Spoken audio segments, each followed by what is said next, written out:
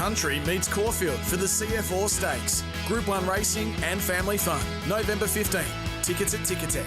Live across Australia on SEN Track. Giddy up with Gareth Hall.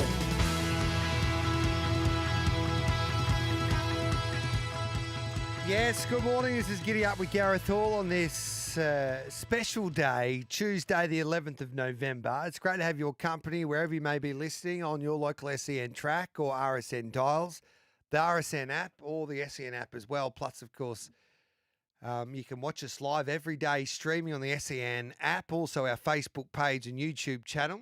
Giddy Up brought to you by Bet365. It's never ordinary when it's brought to you by Bet365. Imagine what you could be buying instead. For free and confidential support, visit gamblinghelponline.org.au.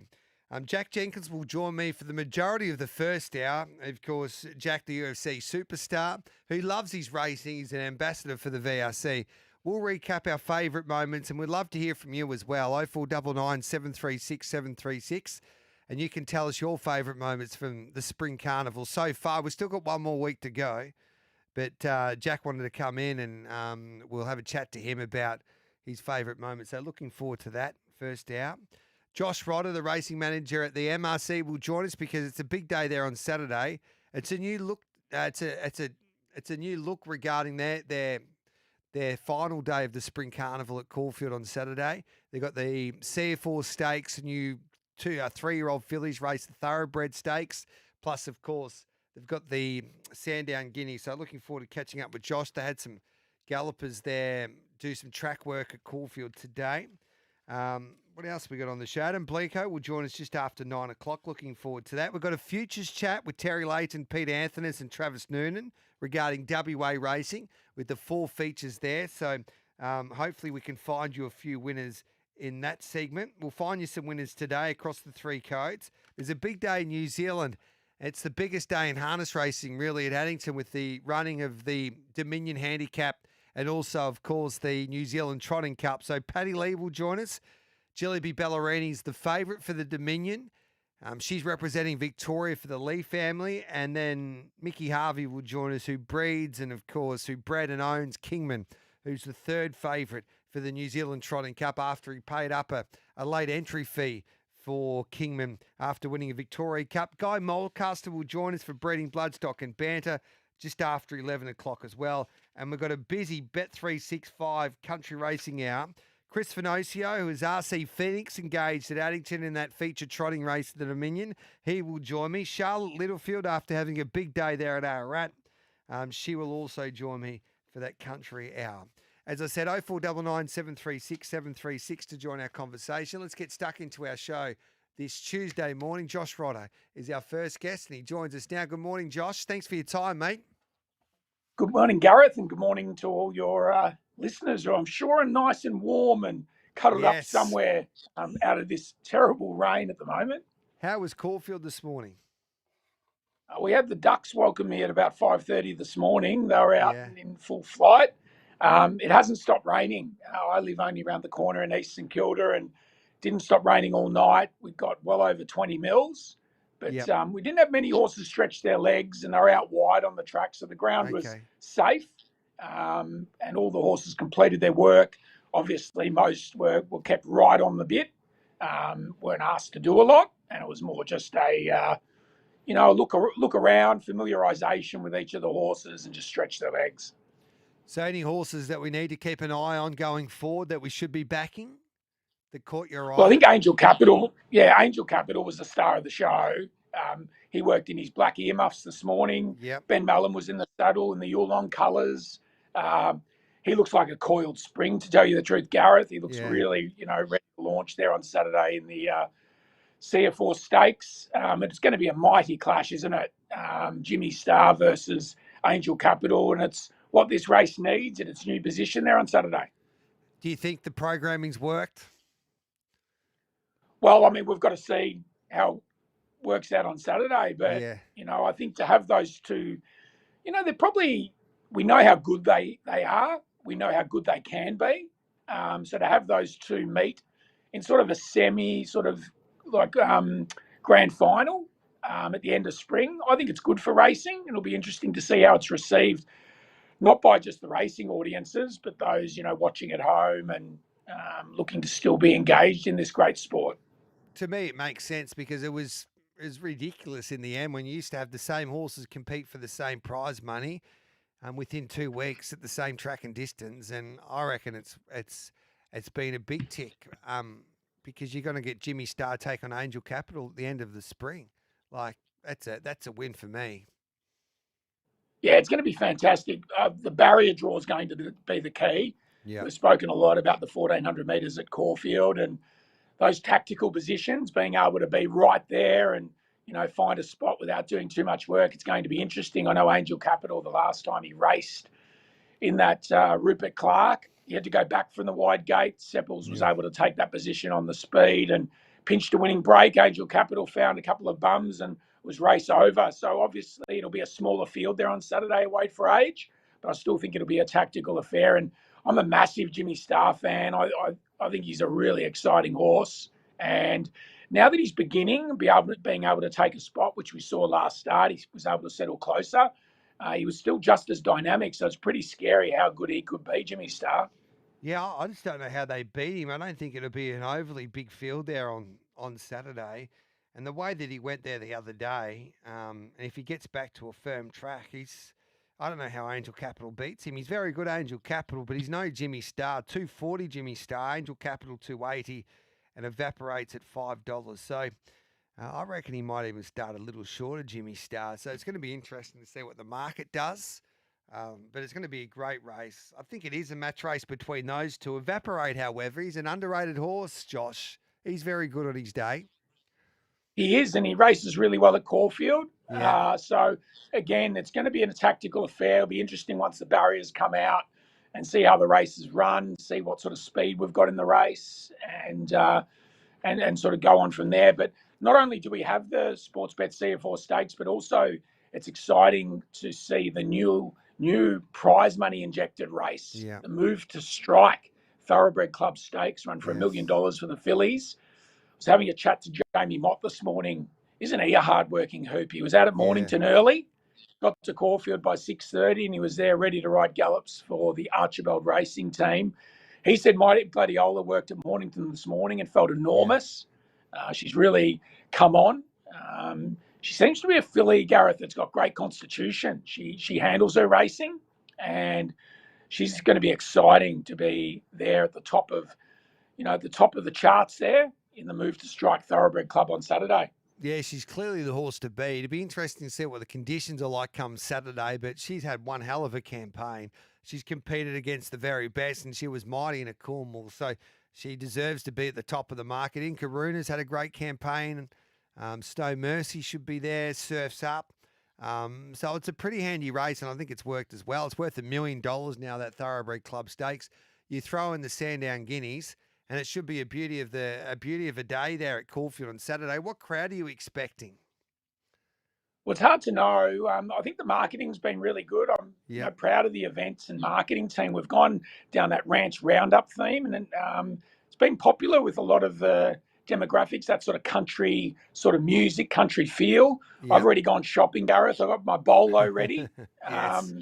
And I'm ranch ready for Saturday. So I'm hoping we've got kids' activities, kids' rides. I know Champions Day formerly was a bit of a family day at Flemington. Yep. And we haven't had that family sort of themed day since early in the spring. So there'll be plenty for the kids to do. There'll be rides, there'll be line dancing. We've got some different sort of horses doing barrel racing and rodeos and things like that out on the events deck.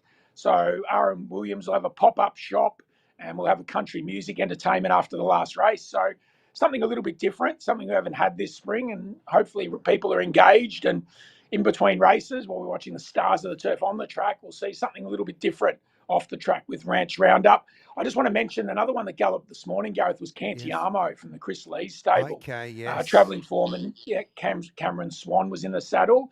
After her last run was reported, she raced a little bit fresh. She's definitely benefited from that run, and she'll also take her place in the Move to Strike Thoroughbred Club. And Burma Star was here in the Godolphin Blue for Chris Waller. Okay. Mick D was up, and he galloped and also stretched his legs. Chris Waller was here this morning. It was great to see Chris. It's been fantastic. Chris has been really present this spring in Melbourne. Yes. Both Sydney and Melbourne, and I couldn't help tell with Chris that he's actually really excited about the regeneration of racing, the young audiences. We were chatting about, Via Sistina, and if it happened to Yeah. be a sunny day last Saturday, how big those roars may have been with her getting home. And so it was really nice to see Chris there and still really pumped about the way racing's going here in Australia. And we're about to have Jack Jenkins, and we're going to relive our favourite moments of the Spring Carnival and talk about exactly that there, Josh. And we're going to get our audience to join in with us as well. And you can text in on 0499 736 736. But it started off with Caulfield. Your carnival was one hell of a carnival. Like Caulfield Cup Day, you could not move. And the younger generation that are going to the races, they're not just turning up to the races. They're obviously having a good time, but they're present and they're enjoying everything about this beautiful game that we all love. What do you think's been the difference, especially this year? Well, I have to say, I think you guys at SEN are doing a wonderful job at reaching different audiences and crossing out of the racing audiences into the wider sports fans. And I feel that, obviously there's two parts to racing. There's the industry part, which is the business, the wagering, and how we fund prize money and things like that. But there's also the essence of racing is the sport. It's the Mm. human and animal as one competing at an elite level. And I think you guys at SEN are doing a wonderful job across yourself and Gareth and Jared and all the team at SEN. I think you're doing a Yeah. great job at actually educating the racing fan, bringing in the participants, the various form analysts to actually teach and guide people how to analyze racing, how to understand racing, not just in old racing terms, but more for the new audiences. And so I think it's a credit to you guys, all the media, social media, having people like the racing blogger here. I didn't Yeah. get to meet him, but his content was absolutely elite. And I think it's really the content of racing's coming out at any person's level. It's Yeah. like, I don't understand that. So I think it's a credit to our, media arms and how you're promoting racing. And there's no doubt the younger audiences are simply engaged in the sport, which I think is really fantastic. There's a lot of great podcasts out there as well in the Yeah, racing space. exactly. So I think, and they're invested too, the younger punter. And it's funny, Mark Hunter, who's a superstar, he comes on my show every Friday, and we had 50 odd text messages blow up one day when he started talking about roving bankers. Now there's just a different punter these days. Like some Yeah. don't know what a roving banker is for a trifecta, which I enjoy. They're more like same race multis these days. So yeah, and it's I think it's great for the game, and I think everyone's love and passion for the sport has shone through, new and old, this spring carnival, and it's terrific to see. And yeah, I thought the MRC, with the way that you've been able to market and go about it, it's been sensational. And the crowd speak for themselves, and the the the membership numbers and the new members also coming to the MRC, I think is great for the game. So it's been a terrific 6 weeks, and hopefully it continues on there on Saturday. We appreciate your time, Josh, and we're back at the Heath as well on a Wednesday. So you've had a few weeks off, but now now it's full on again. It is, yeah. We've got the Heath tomorrow. We've had Mornington yesterday. It was another great day at Mornington. Not forgetting about the record numbers that are at Peninsula Cup. Yeah, And again, that was spread across wide demographics. When you walked in the main gates, kids' rides everywhere out the front. There were silent discos and yeah. marquees. The members was packed. So it's really exciting for these meetings coming up across Southside Racing and some of these country cups. I don't think it's going to stop. I think as the weather finds up and the racing continues across these, provincial and country tracks, it's exciting times for racing for everyone. Good on you, mate. Thanks for that, Josh. Appreciate your time and that update. Happy racing. There we go. Josh Ryder, the racing manager at the MRC. Time for a break. Jack Jenkins, the superstar, wonderful ambassador for the VRC. He dominates the UFC these days as well, and he loves his racing more than anyone I know. So he's going to join me in the studio as we relive a magical spring carnival.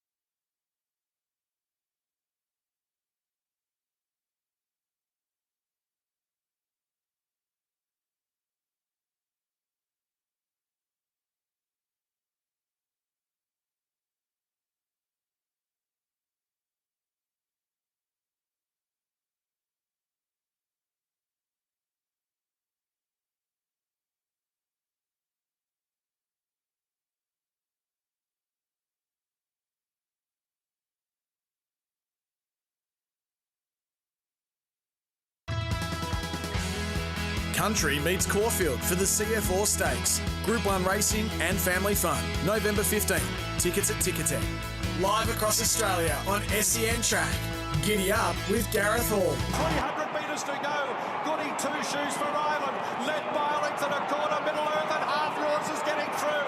Goody 2 Shoes with Half Yours challenging at the clock tower. Half Yours takes the lead from Goody 2 Shoes. Middle Earth, River of Stars. Half Yours is coming clear for Jamie Carr for the Cups double. Half Yours, the history maker, won the Lexus Melbourne Cup by 3 lengths.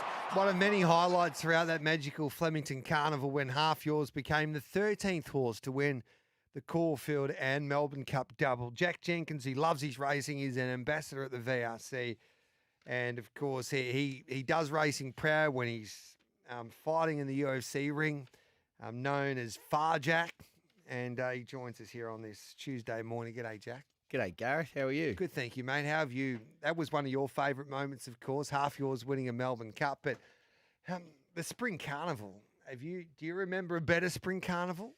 I don't think there's ever been a better one in my lifetime. Yeah. I don't think so. I think maybe the last time you could compare something to it was kind of when Winx was going for 3 or 4, but that wasn't necessarily a whole carnival. They were just the days where she was racing. Yeah. Whereas this one, I think, on the star power front, we don't have, V is a star and there's a few other stars, but we don't have a Black Caviar, we don't have a Winx, but we still managed to nail everything across the carnival. So absolutely, it's the best carnival in my adult lifetime. 0499 736 736. Let us know your favourite moments throughout the spring. Even give us a call, 1300, why not? 1300 23 55 48 and have a chat to Jack. And this is an hour that we'll spend here on Giddy Up just reliving some of our favourite moments. But you've been in this game for a little while, but you're in your mid-20s or early 30s. Early 30s Early now. 30s. Yeah. But there's so many younger people now enjoying the game. Can you put your finger on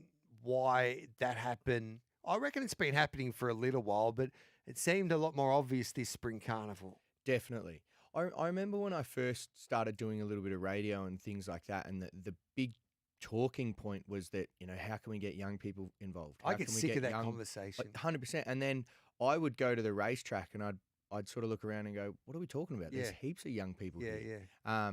But I think there was definitely a more feeling this Spring Carnival that it's just turned a corner in Yeah. terms of everything. I think the way I didn't get to go to the Caulfield Carnival, so I can't speak on that. But Moonee Valley, the way we said goodbye to Moonee Valley as it is now, the way everyone was on the deck, plenty of young people, it was packed. And then, the jewel in the crown of our whole carnival, the Melbourne Cup week, it was every day was just as good as it gets. The racing was great. The track played great. The entertainment was really good. I think it's a stroke of genius by the executive at the UFC, not the UFC, Yeah. at the VRC, to bring everything back out to the front of the track. Yes. The stage and everything out there just made it feel so whole again. I think we're in a great spot. It's 826 0499 736 736 to send in your favourite moments. So we'll go through your top 5. So number 5 was Half Yours. Yep, number 5 was Half Yours. A little but stiff to be number 5. It was number 5, but it was number 5, not necessarily for Half Yours. It was Jamie Mallam was the highlight. I think she come back from the big fall that she had, and then there was questions about her confidence and her ability to ride how she used to. Because you remember before that fall, it was just back Jamie Carr. It was just the easiest thing to do in the world because she would just win.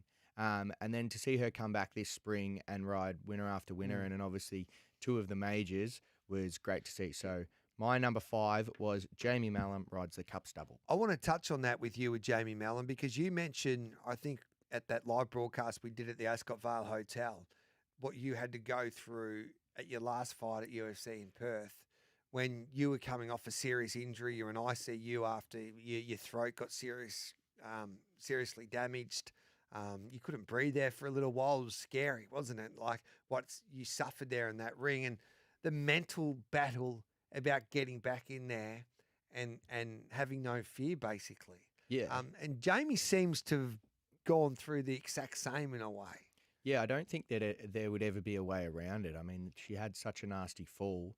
I don't think anybody would be able to just get back on the horse and carry on as if nothing happened. But she's obviously worked through it now.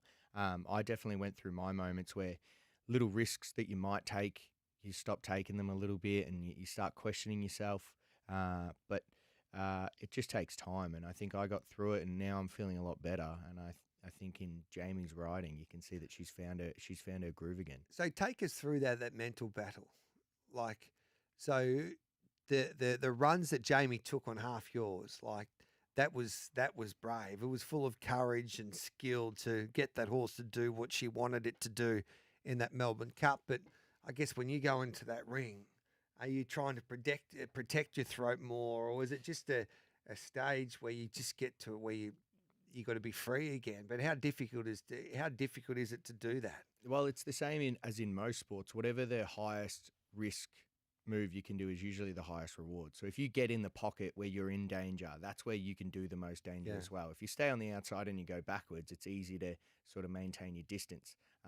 Same thing if you drag your horse back and take it all the way around the outside. It doesn't take much courage, but you've got to have the best horse in the race to be able to do it. Whereas if you get inside and you try and slip a jab and counter with right hands, that's where you might eat the jab and you're in trouble. Yeah. So how did it happen to you when you felt confident? Was it before the fight, or did you have to get into the fight and then gain confidence as the fight went on? Yeah, I think you have to have confidence in the preparation. So I knew that I'd prepared really well, but then there was a moment where you get in there and you just go, oh, we're going to find out now. You don't know how you're going to go until you get in there. And obviously when I got in there, it went well, and now I've got a little bit of momentum to carry forward. I think she's a great story. I agree with you, Jamie. We all know that she's got the ability and the skill, but to be able to do what she's been able to do after having those obstacles that she had to overcome. And she's one where when Jamie's doing well, it's so good for racing. Yeah. Like it was almost poetic because at every event that I went to this week, it was this 10-year anniversary of Michelle and Jamie was there, and she's so good with the media and with the fans and that sort of thing. So it was almost poetic that on the 10-year anniversary, she got it done. And the story with Half Yours, like purchased for $300,000 online. It was formerly owned by the great late Cole McKenna. Kieran Ma owned half of that horse as well. Then they sell it. Calvin McAvoy takes a punt and pays $300,000 for it for a St. Jean, and goes on to win a Caulfield and Melbourne Cup. It's and like my favourite story out of all of that, like Tony G is in the ownership, and JB Jason Bison as well, he's a great supporter of the game. But the Charlie Farley story, who's a football umpire in the Western Districts of Victoria, based around Warrnambool and Terang, Camperdown. He's loved the game for a long time. He goes to the Camperdown races. He watches his horse by the name of Half Yours in the Cole McKenna colours. He follows it because he can't believe a Cole McKenna horse started $26 at Camperdown. He follows it, then sees the horse comes online, rings up Calvin out of the blue, and then purchases 5%. And then all of a sudden, his mates and everyone around him can't believe he's a Melbourne Cup winner or a Caulfield Cup winner. That's the story for me out of Half Yours. Like, you can't make that up. Nah, that's the stuff dreams are made of, isn't it? And that just shows you get down, do your hard work, graft at the Camperdown races, and you might find one. 8:32, we'll take a break. We'll continue on our chat with Jack Jenkins here on Giddy Up as we look back at our favourite spring moments.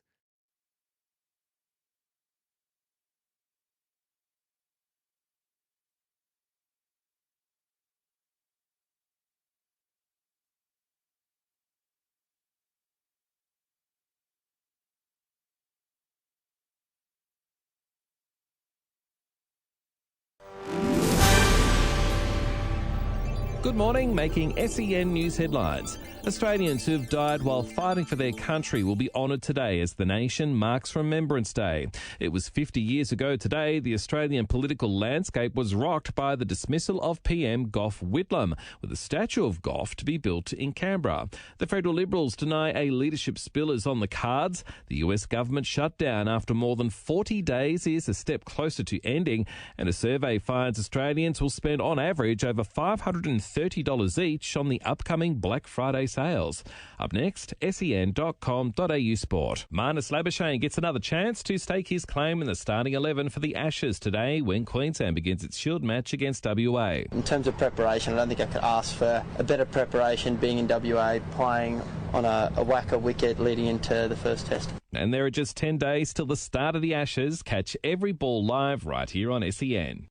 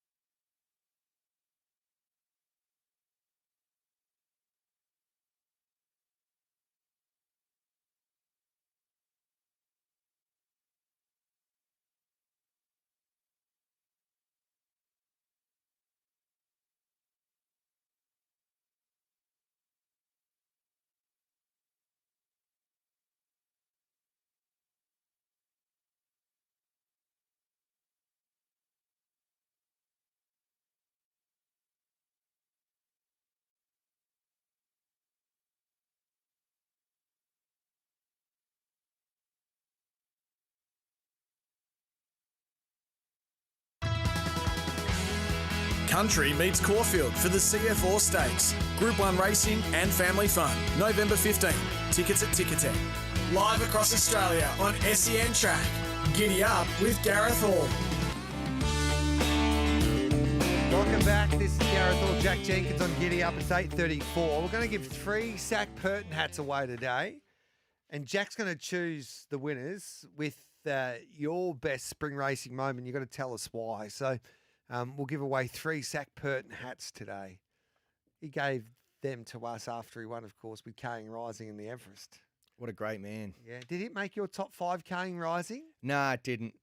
Just not. Doesn't have doesn't pull the heartstrings for me as much as some of the other things. Okay. And you can only get excited for a little bit of what you're involved in. And I wasn't involved in the Sydney or the Caulfield Carnivals at all. Yeah. Because I had other stuff on. So it's nothing against that. I'm sure it would be in a lot of people's top 5, but it just doesn't make mine. All right. Then number 4.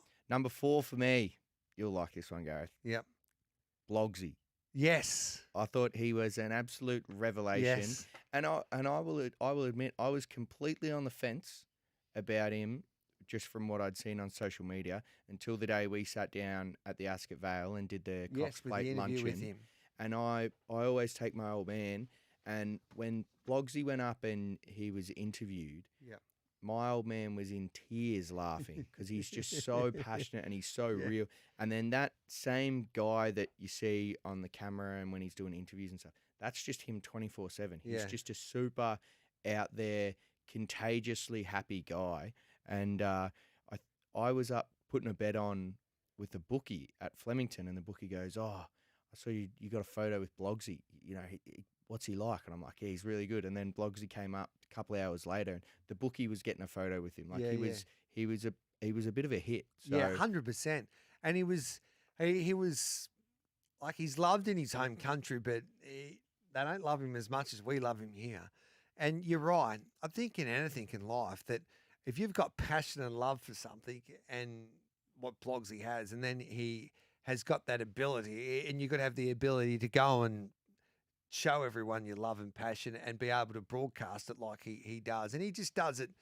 I think he does it so well because he's just authentic. You're right. He's just himself. Yeah. And he was going to Geelong. He was going to Ballarat. Yeah. He was up at the stud farm. He just went everywhere. No, he's sensational.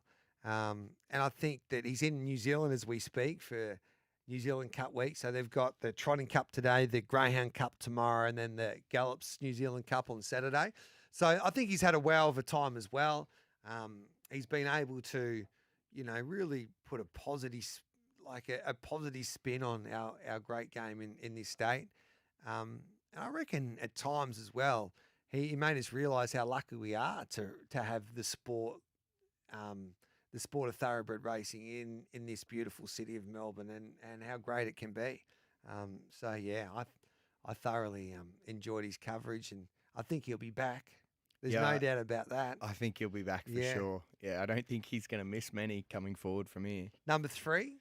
Number 3 for me was Pride of Jenny wins the Empire Rose.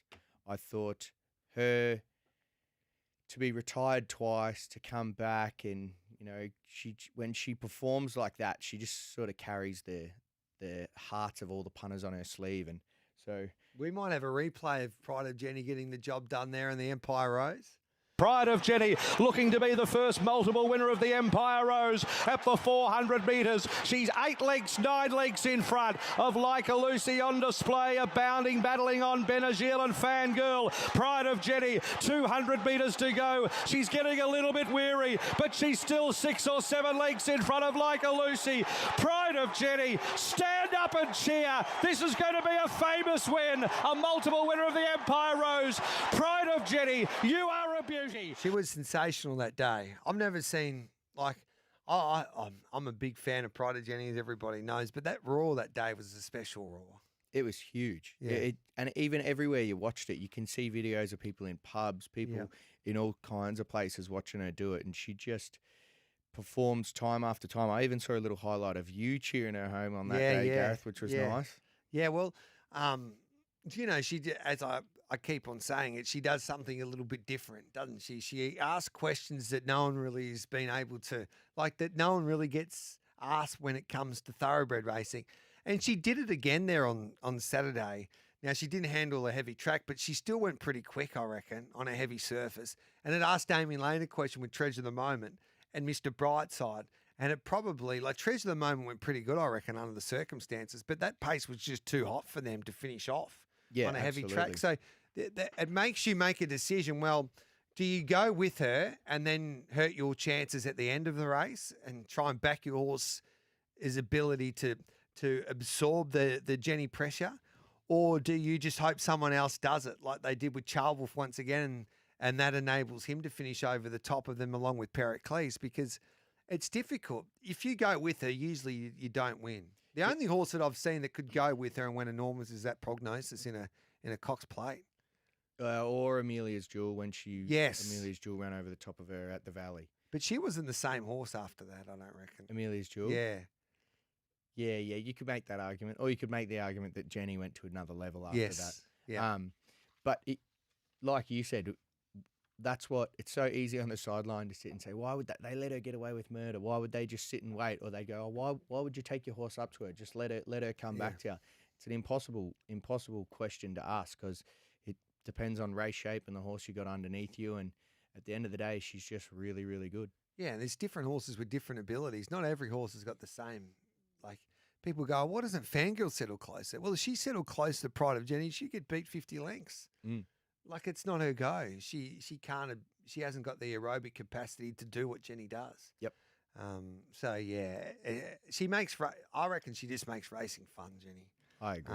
And she's the best entertainer in the game. Yeah, and we'll be poorer for it when they do send her to the breeding barn. Host of text messages coming through right now, so we'll get to them straight after this break. It's 8:41. This is Giddy Up on a Tuesday morning. We are reliving our favourite spring moments along with you with Jack Jenkins.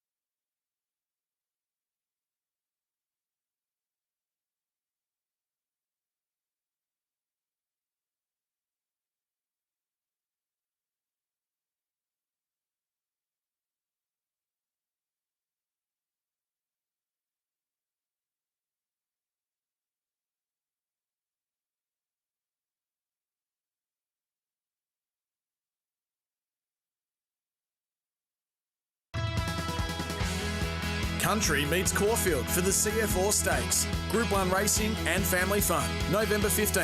Tickets at Ticketek. Live across Australia on SEN Track. Giddy up with Gareth Hall.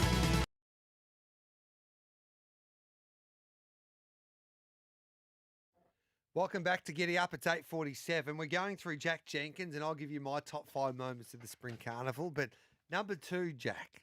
Number 2 for me is the Valley's goodbye. So the saying goodbye to the Valley, I thought it was done with the respect that the track and the facility deserved from, the executive and the whole team at Moonee Valley. And I thought they sent it off in a way that was fitting. Yeah. And it made me excited moving forward that they gave it the respect it deserved, that they're going to give the new facility the that same show of respect. It'll be interesting to see what it does look like, the new Valley. Well, I was on this on the fence of this. I think I heard Jared Waitley talking about it, and he said it's vandalism essentially to do that. And I thought, well, if you're on the executive, if you're someone who's actually got the keys and you've got to sit there and make a decision, you can't leave it. You can't leave it how it is. There's just no way that you can leave it how it is. And I think there's an opportunity to make it something a little bit different, and hopefully we can keep a little bit of that DNA. But at some point, if you're the person making the decision, you got to take a risk, because if you leave it how it is, it's going to go nowhere. And it's going to be interesting to see what it is like at Flemington, whether it's not going to be like the Cox Plates at Moonee Valley, but whether they still take off a little early. I know it's a different track, but it'll be interesting to see, because sometimes those 2,000-metre races, they are boring at Flemington. Yeah, like they just walk and sprint home. But there've been lead-up races to a Cox Plate, for instance. There'll be proper grand final day there on that Cox Plate day. A bit like Macca got going a little early with Via Sistina, made sure that she was ridden like the best horse in the race. So now bring on the Cox Plate at Flemington. I'm looking forward to seeing what it is like. Yeah, it'll just be for 1 year anyway. Yeah, 1 year, something different. And then you get, we've got exciting years. So we had the last year, which was exciting in its own way. And next year we go to the Flemington Cox Plate, which will be exciting. Yeah. And then we go back to the new track. Yeah. So it's just exciting year after exciting year. What about number 1? Number 1 for me, it is easily Champions Day. Easily. This is not recent bias, is it? No, it is easily Champions Day. That day has become the best day of the carnival. It's fantastic. You got different form lines. Some horses like Giddy, for example, who was just set for Champions Day, and that came out and that reaped its rewards for Clayton and that team. And then you've got Via Sistina, whose grand final was probably 2 weeks ago at the Cox Plate, but she's come out and managed to win again. I just think it is the best day. They had Fisher, and Fisher. That was a major. That was a big winner. The buzz of everyone from 55 down to 18 years old, and everyone in between saying, "You're heading down to Fisher after the last. You're heading down to Fisher after the last." It was incredible, and I hope that they get Fisher back as a regular occurrence. But I think that the big mainstay of that is the way that they've programmed the racing, and it makes it the best day of the carnival. I think what's the major winner of that particular day, and we've got a couple of years now to get a sample size of it, basically, is that the Champions Mile is always the best race on that program, because you get some Cox Plate horses that come back, and then you get King Charles horses that come down from Sydney, like the Charles Wolfs, the Bright Sides that didn't compete in a Cox Plate. So the Champions Mile is clearly the best race. The 3-year-old made it interesting for the Champion Sprint. Unfortunately, he was scratched at the gates. You had Giddy taking on Jolly Star, but Sydney has hurt the Champion Sprint with the balding after the Everest. And the Champion Stakes, I think it's a winner whenever you get the Cox Plate champ that rocks up a few weeks after. So I agree with you. It's a day that even, say, 3 weeks ago, maybe 3 weeks or 2 weeks before the Champions meeting, I was a little concerned if we would have those stars that would rock up there.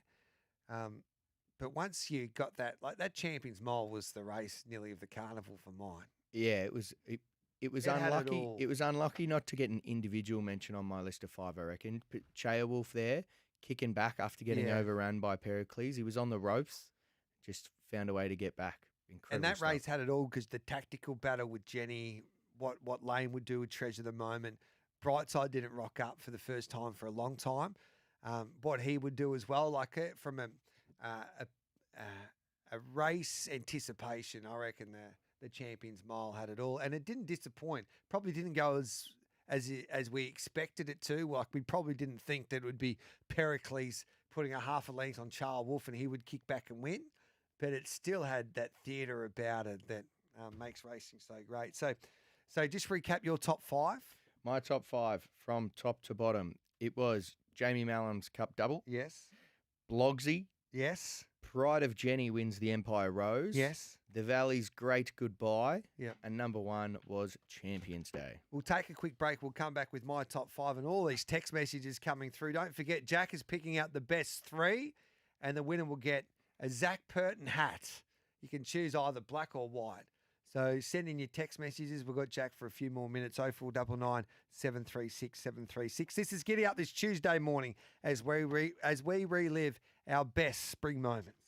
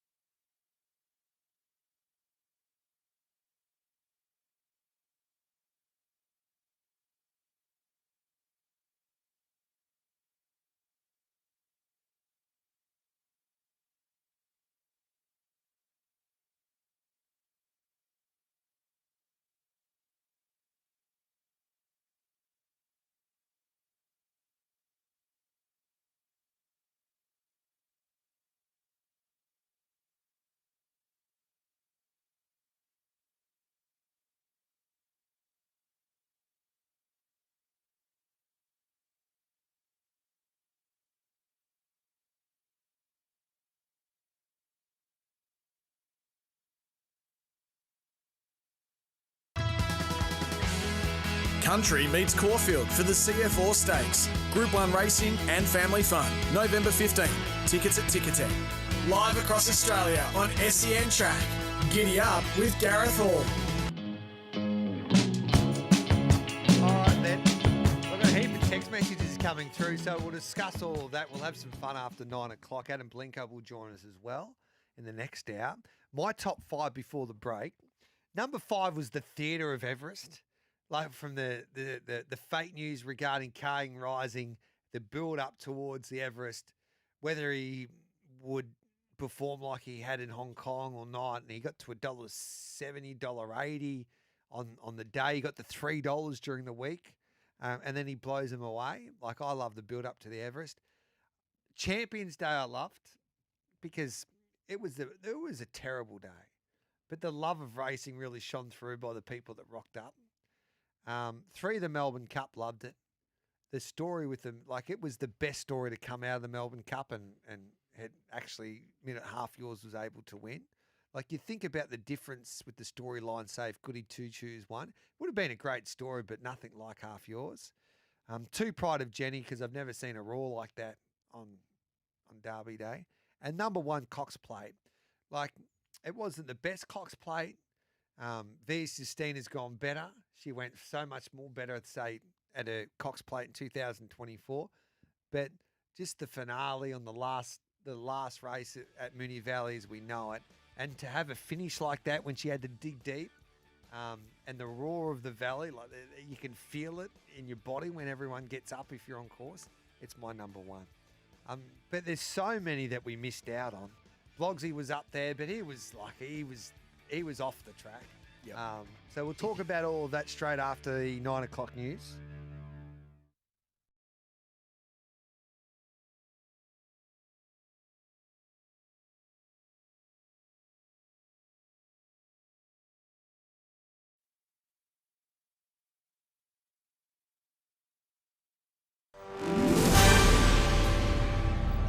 Good morning, I'm Nate Gardner with SEN News. Privatising the Big Bash League will be discussed over the next 2 days in Adelaide, with Cricket Australia reportedly considering it. The clubs are currently run by state associations, with reports Cricket Victoria won't hand over the Stars and Renegades until it knows how much money it will generate. Staying in SA, the state has been crowned the nation's best place to do business for the 3rd consecutive year. Victoria was branded the least competitive place to do business in the Regulation Rumble report by the Business Council. Speculation of a leadership spill in the Federal Liberal Party is being hosed down. Susan Lee's leadership has come under fire recently amid infighting over key policies and MPs threatening to quit the front bench if she dumps support for net zero. But frontbencher Angus Taylor telling Nine there's no truth to it, nor is he about to challenge for the job. It's not something we're planning. It's not something I'm focused on. I'm focused on making sure Australians have what they need to have an affordable life, a better standard of living. In India, at least 13 people have been killed after a car explosion at a Delhi train station. It's been treated as a terror attack. US President Donald Trump has pardoned his former lawyer, Rudy Giuliani, along with several others involved in efforts to overturn the 2020 election. And there's just 3 more days until the Beach Volleyball World Championships get underway in Adelaide, with 96 teams from around the world to compete. Coming up next, sen.com.au sport. New Swan Charlie Curnow was one of several players hitting the track for pre-season training yesterday. Also new D's, Brody Myercheck, Jack Steele, Changwath Giath and Max Heath. And thanks to Unibet, gamble responsibly. The Green Bay Packers will host Philadelphia later to wrap up NFL's Week 10. And the New York Giants have sacked head coach Brian Daboll after just 2 wins this season.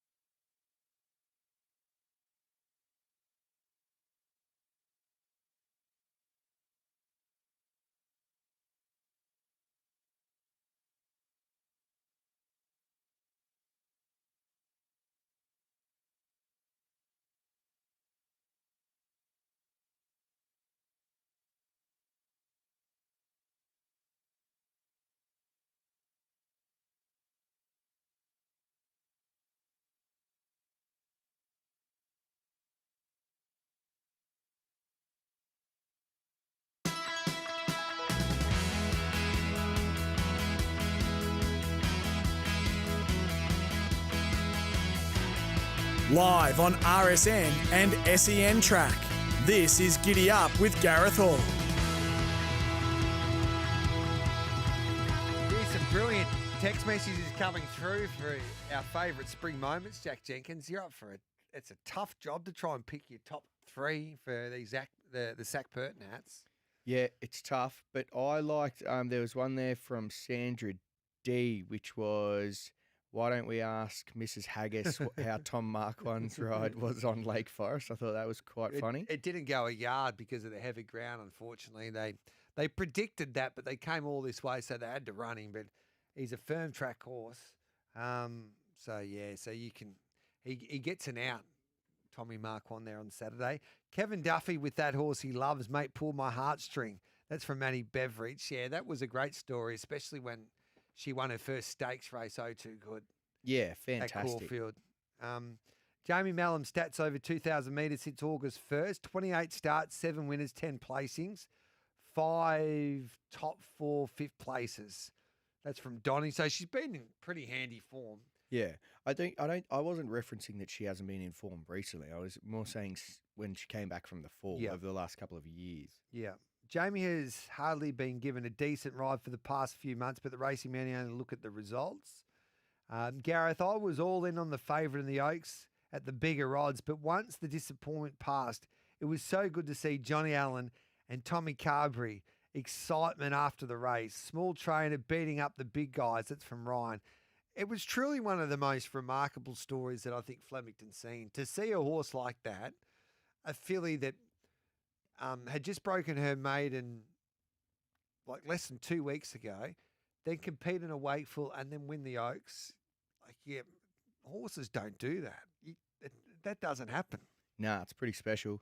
I had the second favourite for the Oaks for a few weeks there, but she trained off and went to the paddock, What was her name? There were roses. Okay. Yes. Who's got her? Trent Busserton. Yeah. Good old Trent. Yeah. My man. How many horses you got with Trent and Natalie?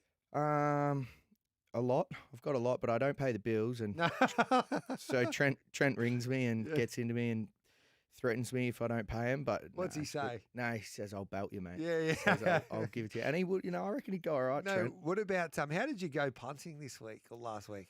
I had an absolute fill up on Champions Day because Giga Kick was my best of the carnival, I thought. Yeah. And then when Tentaris got scratched at the gate, I was almost happy to cop the deduction just because I thought it was a good run for him. On the middle days of the week, Tuesday and Thursday, I just went just okay. Yep. And I might have been the only person on Derby Day who had a strip out. I might have been just the worst punter on the planet on Derby Day. I could not find one, even though all the favourites kept winning. Do you know what? People go, oh, geez, how'd you go on Derby Day? Like, I don't think anyone wants to admit that they lost on Derby Day because it's sort of like everyone you talk to won. Yeah. But see, it's all the same. Everyone you ask, oh, no, I'm just doing okay. I'm just doing okay. Yeah. I don't know if you are. I took on Observer and then I was ropeable. The jockeys let Zara get away with what they did there in that race. Like, it was Zara at his best there. Yep. Tentaris was, you could get Tentaris, obviously pride of Jenny. But yeah, it was one of those days on Derby Day that I just won. But yeah, I missed the Melbourne Cup. I played the first fours and all that. And I can't believe I didn't have Goody Two Shoes. Like, I was all over her. I ended up having something each way on her small when Kevin Blake from Ireland came on my show and he was giving her a good push. He works for Joseph O'Brien. But then I thought when the rain came that she couldn't win anyway. Sometimes you think about it too much. Overthought it. Hi, G and Jack. My highlight was Mr. T, Tentaris in the Coolmore. What an explosive performance who potentially could be the next superstar. Thanks, big boy. That's from Michael. Morning, Giddy Up and Far, Jack. My moment of the carnival was Eddie's interview with Tom Preble at HQ, the young man's courage to beat the carnival and the outpouring.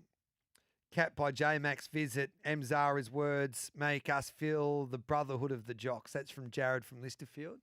Yeah, well, I reckon that's a terrific text message. Nothing more we can say to that. Yep. That's spot on. My number one moment was Sack Purton's response, as you just pointed out, to Willie Haggis' wife. A bit too much to drink with love. Alex says, the crowd in the car park on Derby Day was full of sorts, young, old, new and old to the game. Everyone was dressed in the traditional black and white. Everyone was up and about. It was good to see. Haven't seen it like that in ages. VRC seriously know what they are doing. It has personally reignited my passion for racing after my part ownership of Savito. I am back, Garth. That's from Alex from Essendon. Go on, you, Alex. Go on, Alex. My favourite moment from the Spring Carnival this year was Via Sistina fighting to win the Cox Plate. What a great race and a fantastic day. So sad that the Moonee Valley track format is changing. That's from Ash from Kyneton. Morning, boys. One from a bit left field. But it was great to see Johnny Allen wind back the clock and win a Group 1. That's from Mark from Newport. Your man, Johnny Allen. My man, Group 1 Johnny. He's funny, isn't he, Johnny? You wouldn't want to play in practice matches, would he? Or home and away matches. He's a proper grand final type of player, Johnny. Dustin Martin. Yeah. Hugh says, morning, G and Jack. My highlight of the spring was Via's Cox Plate win. So many people in the crowd yelling out, come on, Via. From the 800 to the Raw, getting her over the line after Buckaroo's challenge. Never have I high-fived so many people. I don't know. Giga Kick fighting the whole straight, a close second. That's from Hugh. Love it. Gareth V's Sistina on heavy deck was impressive on the last day on Saturday.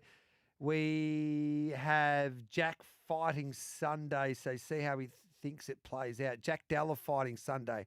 So Jack Dalla Maddalena, yes. Aussie boy fighting for the world title. What do you reckon? I think he wins, and he wins convincingly. And I think there's about 330 on offer for him at the moment. Is there? Yeah, I think it's a great fight for him. Yeah. Have you sparred with him? No, he's a fair bit bigger than me. No, have you seen him spar? Yeah, I've seen him spar. Yeah. Yeah, we've been in the same training room a couple of times. Yeah, I love my UFC. I like you're my favourite UFC fighter. Thanks, G. And the Brazilian fighter, Oliveira. Oh, Charles Oliveira, the trotting man. Yeah, the trotting man. Loves the paces. Oh, he loves it. Yeah. Via Sistina will win the Cox Plate is the moment of the spring. Buckaroo was home and hosed, but the champ put her head down on the line like champions do. That's from Ryan from Adelaide. The whole day of Caulfield Cup / Everest Day is my number one moment. The day has it all. Sprinters to distant horses, and now feels like the one day spring comes together in both states. You know, I don't feel the rivalry. Like, I can understand the rivalry, and I reckon sometimes, like, champions, like the champion sprint gets hurt by the Sydney sprinters. But, Golden Eagle Day and Derby Day and Everest Day and also, of course, Caulfield Cup Day or Caulfield Guineas Day, depending on what year it is. I reckon it's a great day's racing. There's something to look forward to each and every 15 minutes. Yeah, it's unbelievable. I love it. I think at the end of the day, rising tide lifts all ships. And if people are getting more involved in the races in Sydney, they're going to be getting more involved in the races in Melbourne and vice versa. So I don't see any problem with it. I'm 68 years old, so Icehouse was a blast from the past on Derby Day. Had a ball watching them. That's from Piggy. Go on, your Piggy. Who wins? We can't get through all the text messages because you got to go. I liked the Johnny Allen text. Yes. And the one about Maureen from Sandra D. Sandra D. Well done. Hey, Jack, well done with you, mate. It's been a great spring carnival. It hasn't finished yet. We've got Angel Capital taking on Jimmy Starr. Which team are you in? Angel Capital. Surely not. Yeah, Angel Capital. Why? Yeah, I think this horse wins. Yeah. Yep, he's been... I don't know. Did you watch Jimmy in the Everest and also the boarding? Yeah, he was very good. Yes. He was very good. But I think this Angel Capital could be a freak, and they absolutely must get a Group 1 for him to go to stud. Well, you go and win that Australasian Oaks next autumn, brother. Yep. I'll go and see Trent at the Ready to Run sale tomorrow. And when you run up to him, just let him know that, we're... The bills we're come. Yeah. If you train winners, I'll pay the bills. Yeah, done. Yeah. And I'll say we're going to buy a horse. We're going to call it Far Jack. We're going to have 7 letters. So PHAJACK. Or we could have PHRJAC. Yep. And we'll get the Giddy Up listeners. And what do you want, a Derby horse, middle distance horse? Oh, whatever Trent likes. Giddy Up Far Jack. Yep. Done. All right. Good on you, brother. Thanks for that. All right. 9:13, Adam Blanco from racingandsports.com to join me next.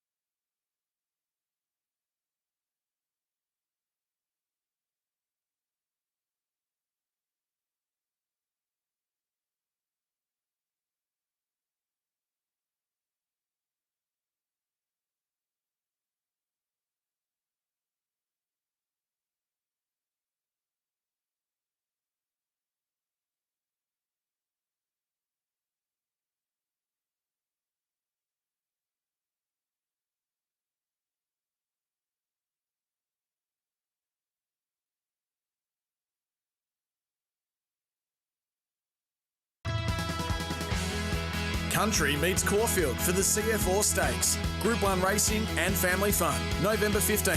Tickets at Ticketek. Live across Australia on SEN Track. Giddy up with Gareth Hall.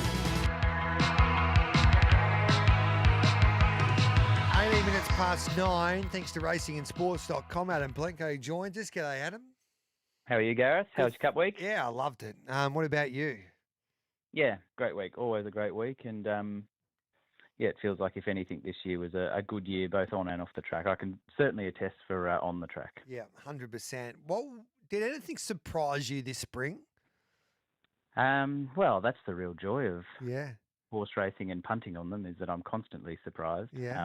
Some of them not for the the happiest of reasons, but no, I was constantly surprised throughout the week.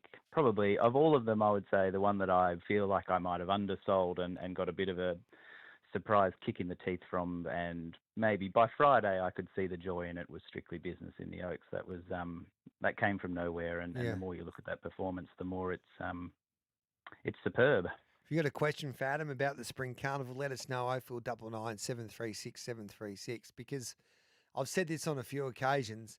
In 10 years' time, you and I will be having a Chardonnay, or probably a Carlton Draft.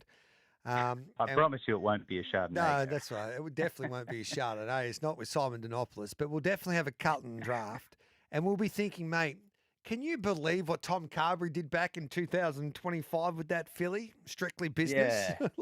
No one's... We always joke it's each year, sort of the year after we look back at last year's feature, and everyone sort of loosely tries to find, like, next year, come Derby Day, or come Melbourne Cup Day, we'll all be looking for the next half yours. So we'll be scouring Sunshine Coast Cups and Camperdown Maidens.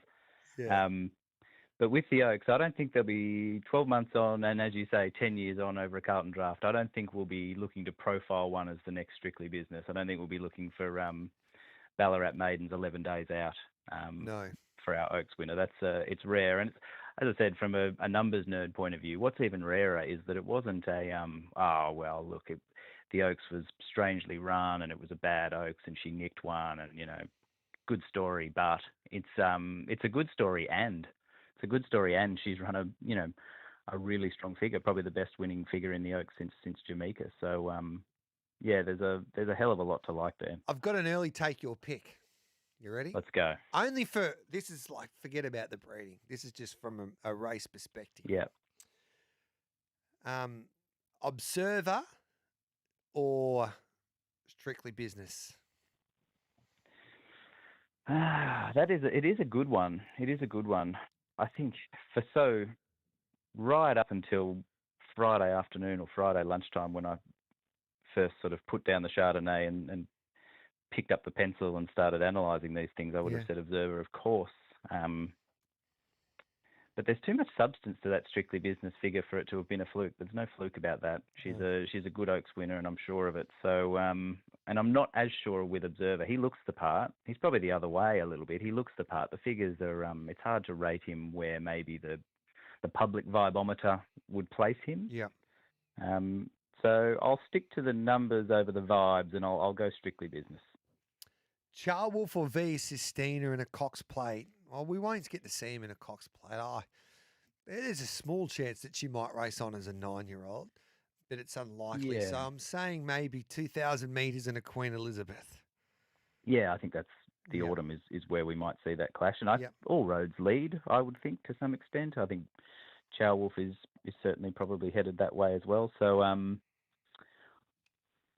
think there's probably enough there now, 2 in a row, and it had been 12 months since that King Charles win, when he just mowed down Jenny, and he was taking over at that point. It was like, well, that performance, big, fast speed figure nerds like me are carrying on and saying Charwolf is the next big thing, and then we spend 12 months with our tail between our legs. But he's come good again with the shades applied and a bit more Jenny.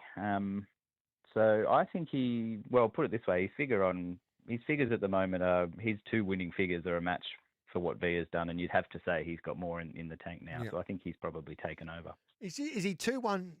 He's like too one-dimensional in a way that if he doesn't get Pride of Jenny in a race or solid tempo, then he's a concern, Charwolf? Yeah, it might be. There is that, I think, at a mile. I think part of, course I want to fit it to this narrative because I've been beating this drum for a long time. Yes. But I think it's stamina that he wants rather than sort of muscle twitch change of speed. Yeah. So you're right in saying that Jenny brings that out. But the other way to do that is to make your own running to some extent. He's allowed to run the first half as fast as he wants to run the first half. So just be a little bit more prominent with him. The blinkers clearly work for him as well. And I think a mile is probably the absolute rock bottom of his trip. So he was able to stay at a mile and win on Saturday, but it was attritional. It was, they went very, very hard in front and they were out on their feet, obviously late, which created a great spectacle. And we got to see the intestinal fortitude of the great Chow Wolf.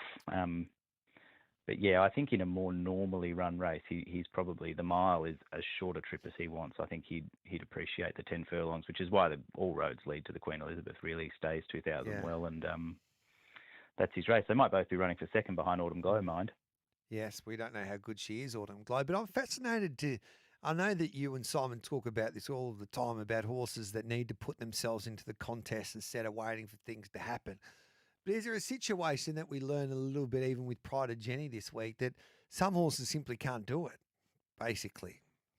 Yeah, well, there is a talent. So pace is relative to a horse's physical limitations as well. So she can go as fast as she goes. It's a tempo for her. It might not be a tempo for lesser horses. In fact, if you tried to, a Ballarat Maidener needs to go around at, maybe a similar speed relative to their overall ability, but that's not Jenny's speed. So Jenny goes her pace and she runs, well, I say 125, like she did on Saturday. Well, going that pace and matching her requires that you run 125. So, yeah, I'd say many horses can do it the way she does it. If well ridden, it isn't, I wouldn't imagine, very easy to ride a horse as efficiently as Declan has so often ridden Pride of Jenny. But I think that is the way for more horses to go about it, certainly. But it's obviously relative to their level. It's not a true speed thing. So they don't need to go out in 46.5 like Jenny does, because they're not as good as her. And I think that's sort of the drum we beat there, me and Simon, is that if you are as good as Jenny, your optimal tactics are to go that fast and to run to a level that others can't, because then you win the race. But Fangirl couldn't do that.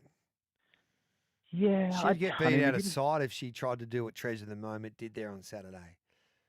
Yeah, that's possibly true, and there are sort of fluctuations within each horse's comfort zone and the way they go about it. I'm not sure that Fangirl is quite the coward that maybe her record against Jenny makes her look. I think she didn't get into the scrap with Jenny at all. She ran another slow, fast race. She just didn't run quite as well as she often does for whatever reason. But you couldn't say it was. Well, I don't think that you could say that Fangirl's disappointment on Saturday was because Jenny was in the race, because she'd had nothing to do with Jenny. They let Jenny go, and Fangirl actually quickened. Yeah. She ran in a slow, fast mile with the others. So, and she got out sprinted by Lazura and Like a Lucy and co. in a slow, fast mile. So she was disappointing for all other reasons, as far as I'm concerned, anyway. With the Melbourne Cup, do you think we'll ever see like a horse like Al Rifford come out and try and win a cup with 59 on their back? Yeah, I hope so. Yeah. I hope so. I mean, he ran particularly well, I think, given the situation he got out of position, and the way things, Land Legend kind of threw a spanner in the works, I think, for a lot of horses there. Yeah. And we saw basically from eighth backwards, it was a bit of a non-event for more than half the field, in truth. They just sort of lost sight of the bunny there, and it was a testing 2 miles anyway, so they're not exactly going to pick up and run 33.5 to round them up at the end of that. So I think he ran pretty well, Al Riffer, and of those running on, he was about as good as any of them, and particularly when you consider the weight that he was asked to carry. But on another day, I think he did enough to think that on another day he could have been in the finish there, and it wasn't necessarily the 59 that beat him. He wasn't beaten a length and a half, and it's like, well, that's just too much weight. It was the situation of the race that beat Al Riffer. Where does Giddy kick rate amongst our best sprinters at the moment? Well, yeah, that's an interesting one, because I think he deserves to be seen as our best at the moment. Yeah, I think so. The rating on Saturday isn't as good as the peak ratings. It's not as good as what Tentaris did in the Coolmore. It's not as good as what Brias's peak even this season, and Jimmy's certainly got peaks above him. And I think Jimmy's probably the one that people would say, well, I think he's our best sprinter at the moment.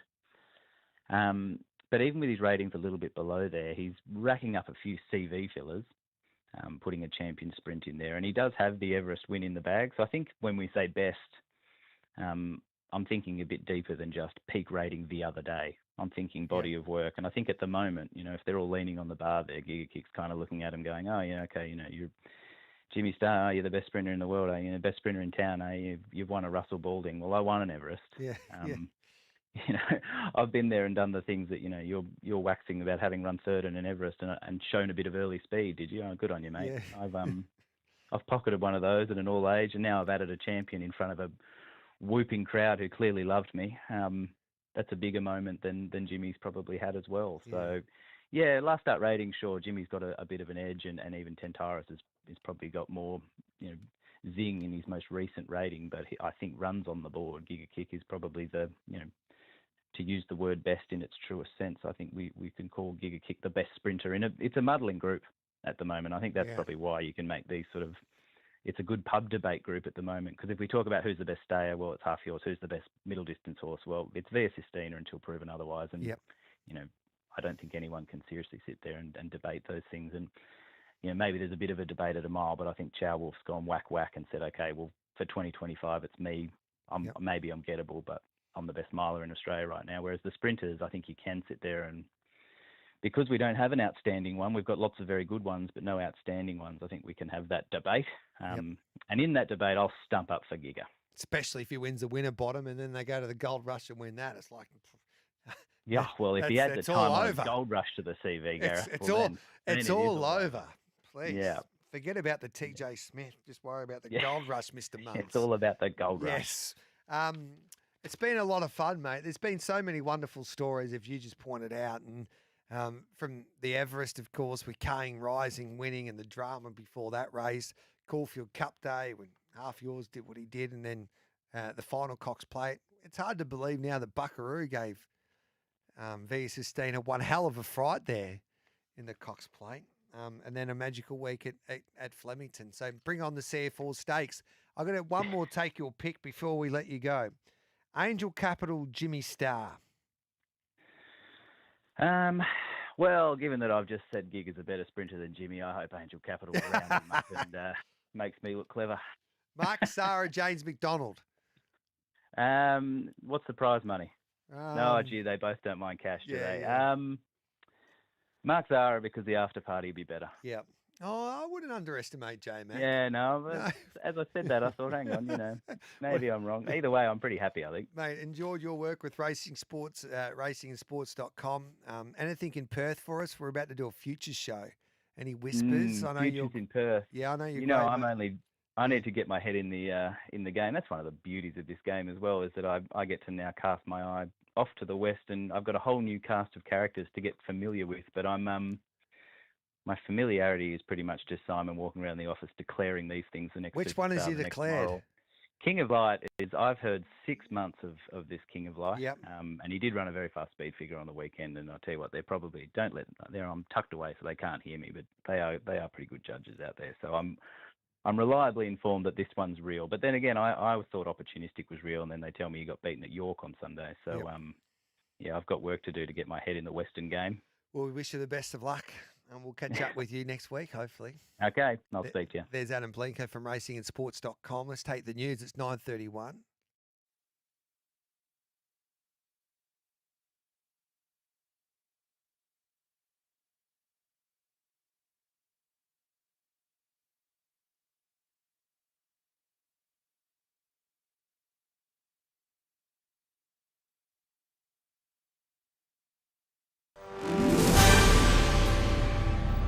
Good morning, making SEN News headlines. Australians who have died while fighting for their country will be honoured today as the nation marks Remembrance Day. It was 50 years ago today the Australian political landscape was rocked by the dismissal of PM Gough Whitlam, with a statue of Gough to be built in Canberra. The Federal Liberals deny a leadership spill is on the cards. The US government shutdown after more than 40 days is a step closer to ending, and a survey finds Australians will spend on average over $530 $30 each on the upcoming Black Friday sales. Up next, sen.com.au sport. New Swan Charlie Curnow was one of several players hitting the track for pre-season training yesterday. Also new Ds, Brodie Myercheck, Jack Steele, Changwath Giath and Max Heath. And thanks to Unibet, gamble responsibly. The Green Bay Packers will host Philadelphia later to wrap up NFL's Week 10. And the New York Giants have sacked head coach Brian Daboll after just 2 wins this season.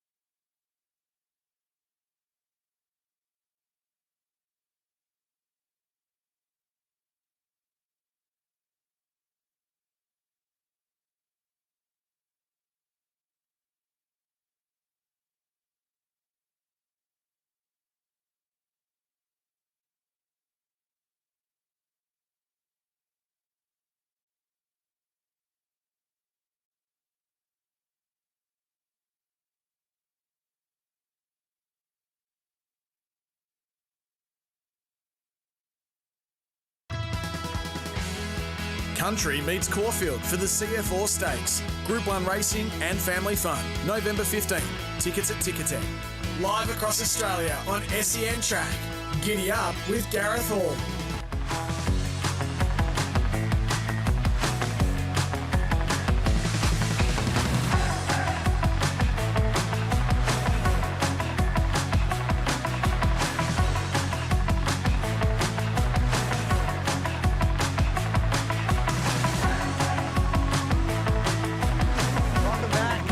Giddy up 9:34 here. It's 6:34 in the West. Terry Layton's up nice and early because this is his time to shine, the great man, and he joins us now for our Futures show regarding the features in WA. Hello to you, Terry. Good morning, Gareth. How are we? I am very well, and Pete Anthony, hello to you, great man. Yeah, morning to you, G. Hall. Morning to Terry Layton as well. Yeah. It's good to hear your dulcet tones. I tell you what time do you get up these days, Terry? No, not for several hours. Usually it's a PM, Gareth, not an AM. Yeah. So you've done extremely well to get me up at this time of the morning. So, and it's great to hear your voice too, Peter. It always makes it that little bit easier taking that first step out of bed in the morning. Now, I'm talking to your managers, of course, but SEN Turf will kick off next week, and you two boys will play a major part. So looking forward to that. It's exciting here with us at the Sports Entertainment Network. So Tab Radio, which I worked there for a long time, Tab Radio, thoroughly enjoyed it at the Sports Daily. And obviously the Sports Entertainment Network have purchased it now, and it's going to be called SEN Turf from next week. So, it'll be a new chapter there in WA racing, and we'll kick off SEN Turf anyway in WA racing's biggest week as we head towards Guineas Day and, of course, Railway Stakes Day. And, Terry, that's the first race we'll take a look at here, the Railway. Looking at an interstate perspective, the only horse that I've got going there is Depth of Character at $21. And I might start with you, Pete. If he performs like he did, say, in a Golden Eagle, he'll be ultra competitive in a race like this.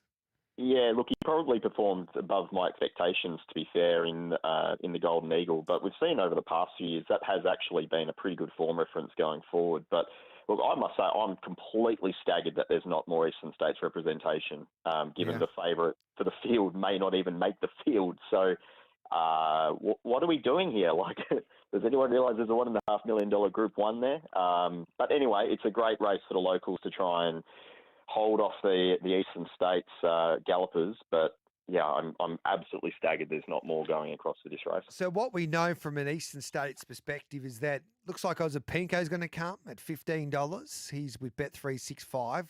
Depth of Character at $21. The other horses in the market, Evaporate's not coming.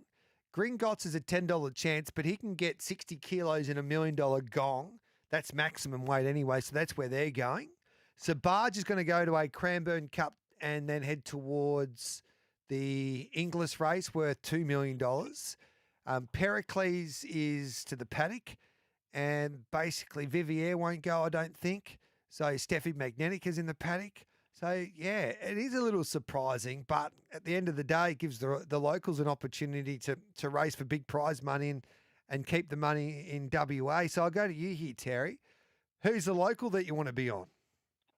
Well, I think the biggest question to ask is actually one I wanted to throw to Pete in regards to the Grant and Alana pair of Watch Me Rock, who's obviously the up-and-comer, has earned its points, got the right run the other day to beat Cosmic Crusader in the, we'll call it Peter's Gate, in that lead-up race where Cosmic Crusader couldn't get across Love and War, which I think will be one which will be talked about for a fair way into the future. But you've got Watch Me Rock in the weights with the 54, I think, from memory, 55 it may be. And you've got Western Empire with the 58 the other day. I thought that was one of the more impressive first-up runs, probably as trialled as well as ever. Peter, if you were William Pike and had the choice between riding Western Empire with the 58 or Watch Me Rock with the few kilos less, and my understanding is he is going to go with Watch Me Rock, and it may be Billy Egan coming across to ride That's Western confirmed. Empire. Grant Williams confirmed on Giddy Up last week that Billy Egan's been booked for Western Empire and Watch Me Rock to be ridden by William Pike. Who would you ride, Peter, if you had the option of those two, with the weight as it is, pre-barrier draw, obviously? This is an absolute no-brainer for me, but I'd be all over Western Empire. That first up run was elite. They've gone 20-plus lengths slow to the 600. He was never in that race. He's rattled off some huge splits over the last 400, especially the last 200 was super impressive. He's the big flashing light runner. So for me, look, I think Watch Me Rock has performed. He's a winner, but he does have a relatively low ceiling. He'll need the right tempo. Perhaps he'll probably get that, to be fair. I'm looking at the speed map just in terms of the horses in the market. There's not a heap of speed in this railway unless the draw favours some of those runners out wide. They have to try and work to get across. But look, Watch Me Rock is probably going to be thereabouts. He's going to jump a short price. I'm going to be looking around him, to be fair. Does history tell you that it's difficult still to win with that type of weight, however, Terry, in a railway stakes? Yeah, 100%, but I don't think the weight's caught up with Western Empire here. I'm very big on looking at historical data in that sense, but I also think we have to look at it from sort of this year's point of view, and I just think I expected to see Western Empire at least with the 59 there, to see Western Empire grab the 58. As Pete said, that first up run on the weekend was anything.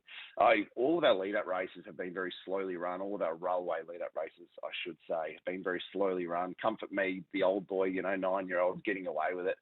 I think he's past the days where he's going to be competitive at this type of level. But, geez, the barrier draws are so crucial. I think Pete middled that. Watch Me Rock has a ceiling. That run it got the other day behind Cosmic Crusader, it couldn't have worked out any better. The two Peters horses obviously cooked each other with the way the race was run.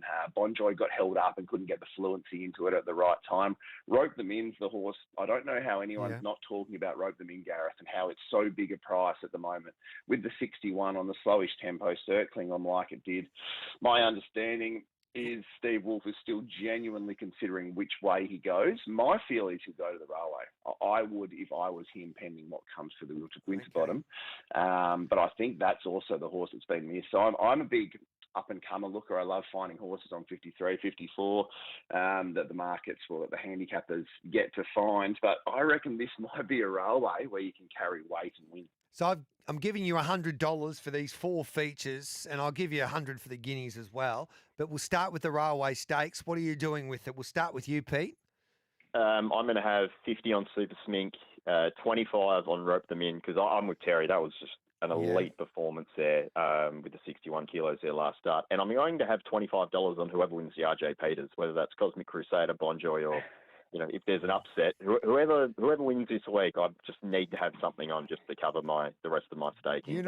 That's the way I'm looking here. You're not putting yourself through this misery again, are you, Terry, having future plays on horses that need to qualify? Mate, I have had 2 bets in this race, and I've put myself in an okay spot. I've taken the $4.50 Cosmic Crusader and the $18 Watch Me Rock. They're my 2 bets in the market at the moment, but I don't think either of them are necessarily the winning bets, so Gareth. So, I'll keep it simple. I'll have $50 Western Empire and $50 Rope Them In. I believe at the current prices, they're easily the 2 value runners. I'm going to have 50 each way, depth of character. If they won it last year, the Archibalds, I reckon this horse is better depth of character, $21. I'd take that punt. Taking on the locals there in a railway stakes. 9:42, we'll take a break. We'll come back and preview We'll have our thoughts there on the winner bottom.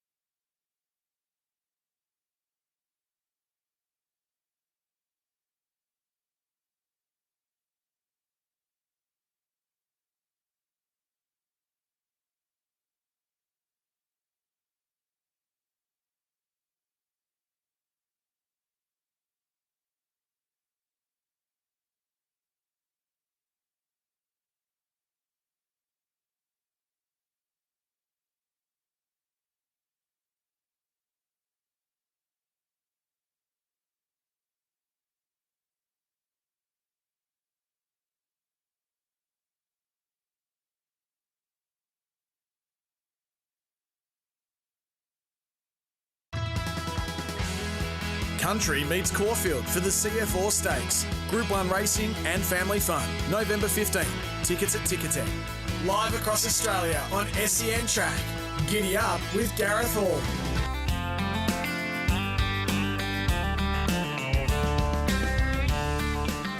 Welcome back to Giddy Up. This is our WA Racing Futures Show. Terry Layton, Pete Anthony is with me. So we just had a look at the Railway Stakes. We'll take a look at the Winterbottom now. And at the top of the market, Giddy Kick just in front of Overpass. Joker's Grin at 450. Just still a warning for the punters out there that Overpass and Giddy Kick are going at the moment. But until they get on that plane and arrive in WA, I don't think you can back them at the prices right now, Pete Anthony. Yeah, I think that's fair enough. Between the two of them, I'd be leaning more in favour of, I think Overpass is probably more than likely going, right? Yep. So hasn't been seen since the Everest and beaten 1.5 lengths by Carging Rising. That has to be the form line, right? I mean, he's been to Perth a million times. All of his best runs going to WA have been when he's had that little extended break. It hasn't necessarily been 2 or 3 weeks. It's been a bit longer than that, and that's exactly what's happened here. This is the format they had in 2023. So although Giddy Kick's obviously like the more recency bias horse, if you like, Gareth, I think the better form line, the better figures is all Overpass. Who else have we got potentially going? Is Ray Magnerio confirmed as going? No War Machine. They're the only 2 interstate gallopers. I think Overpass and Giddy Kick. Yep. Well, if you're a Ray Magnerio, why would you go? Because you can't beat Giddy Kick or Overpass. So I would argue that Mahaba was probably not too dissimilar in a situation in a clocker earlier this year and was unlucky. Yep. Ray Magnerio has heaps of ability on his day. Will probably be suited by a firm track and. You know, if they set a genuine tempo, you always need a little bit of luck there at Ascot, building your run on the turn. But I think he's just as well equipped as anyone else to try and make a fist of things in a rich race that, you know, might be their one chance to nab a Group 1. You backing any of these locals here, Terry? Absolutely not, Gareth. Good horses coming across in the Winterbottom, they tend to get the job done, as history tells us. So, I mean, I think if we look at the major lead-up race, the big thing for me to look at here is, A, will we get a 16 capacity horse field? There's some chance we don't. No. The Prince of Wales, the 4th favourite, or the 5th favourite was, I think, Cut the Talk, who's probably a mid-80 rater. Kripalenko, boots like Bruce, Snow Dome, horses like that, if they become parts of the map, it becomes fascinating. As Pete said, if a horse like Overpass gets across those and has some very slow ones between himself and Joker's Grin, who will obviously get back, it may become very difficult for Joker's Grin. But I think that the one run that needs to be touched on is probably the return of Oscar's Fortune to Perth. I know he didn't really set the world on fire over East. I didn't think his run, when I say inferior, I don't think his run was inferior at all to that of Joker's Grin.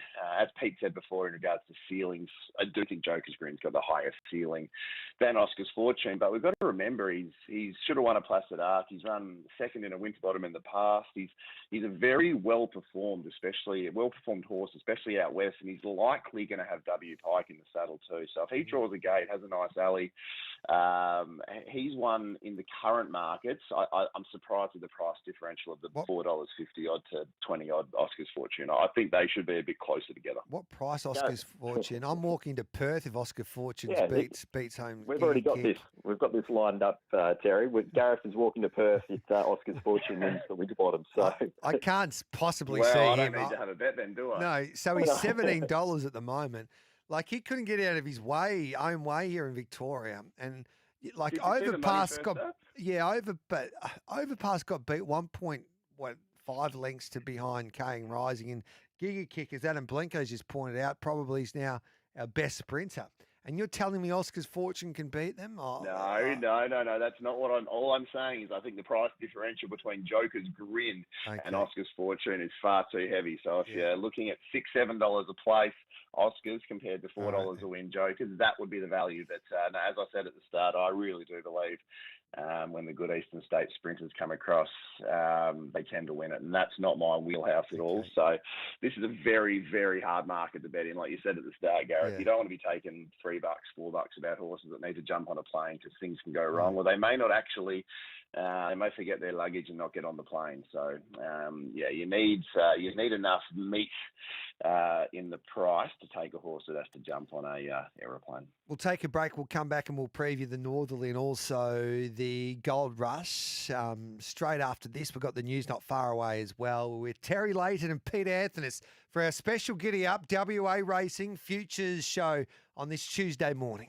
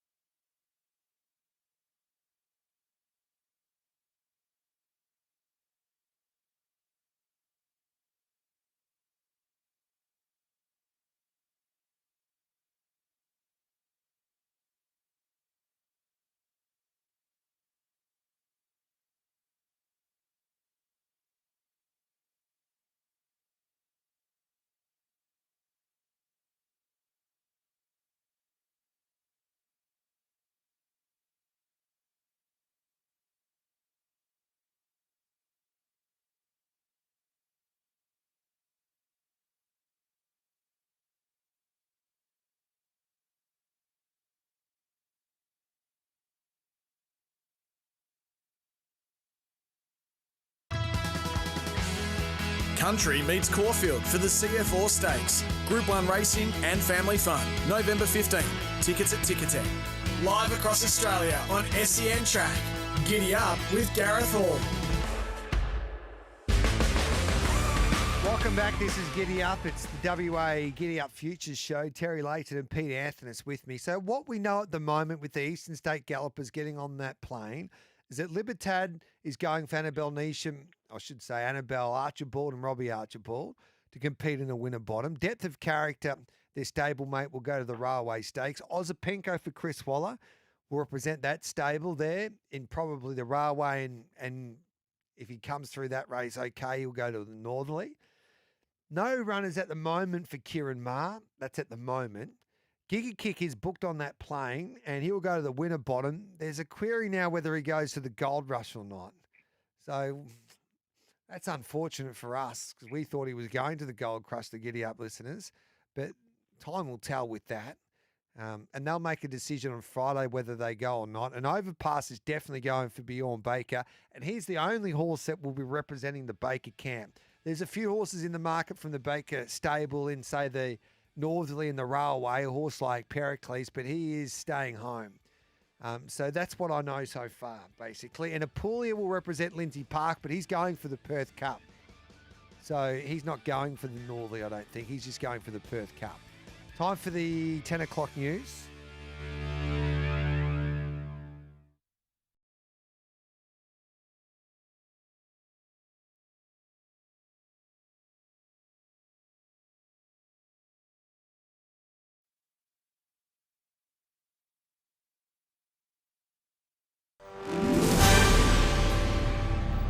Good morning, I'm Nath Gardner with SEN News.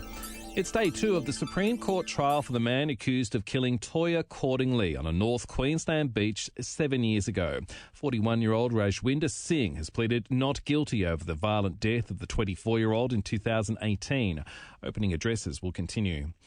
Hundreds of workers will protest today at Amazon depots around the country, calling for fairer wages and for the company to pay its fair share of tax and improve practices. The Transport Workers Union has condemned Amazon for exploitative practices and eroding safety standards for workers. Australia's biggest bank, the Commonwealth, has posted a $2.6 billion profit. The Commonwealth's home lending and household deposits grew by more than the average of all banks during the September quarter. The US government shutdown after more than 40 days is a step closer to ending. It's after a number of Democrats struck a deal with Republicans on a funding package. The shutdown has seen public servants working for no pay. Former State Senator Dave Arenberg telling Nine their system of government is a basket case. And I must think that in Australia, they must look at us like we're nuts. How do we have these shutdowns of government? Why are we allowing this to happen? But our political system here is dysfunctional, and it seems to be getting worse before it gets better. And to mark the end of the First World War and honour those who have died serving our country, the nation will pause for a minute's silence this morning. Up next, sen.com.au sport. Day 2 of Shield matches will see Victoria resume on 7 for 340 against New South Wales at the SCG, while South Australia resumes on 3 for 88 in reply to Tasmania's 209. And Adelaide is being transformed for the World Beach Volleyball Championships. Courts are being set up just outside Adelaide Oval, with competition beginning on Friday.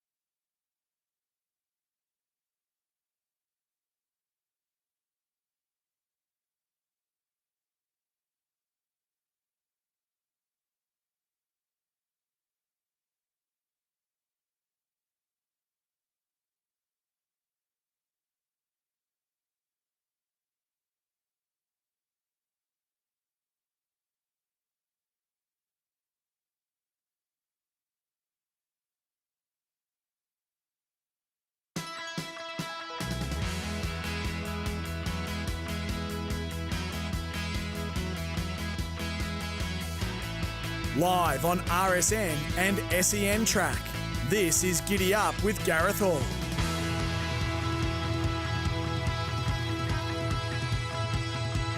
Welcome back. This is the Future Show for WA Racing here on Giddy Up on this Tuesday morning. It's 4 minutes past 10. Terry Layton and Peter Anthony is with me. Time to preview the Northerly Stakes, which is a race that we've seen some nice 3-year-olds have a really good record in, and it'll be fascinating to see what happens this year. And just having a look at the market with Bet365, Western Empire is the second favourite at the moment. He'll be going to the 1,800 metres. He is at, as it just comes back onto my computer screen now. So Western Empire, $8. King of Light for Dan Morton's at $3.50.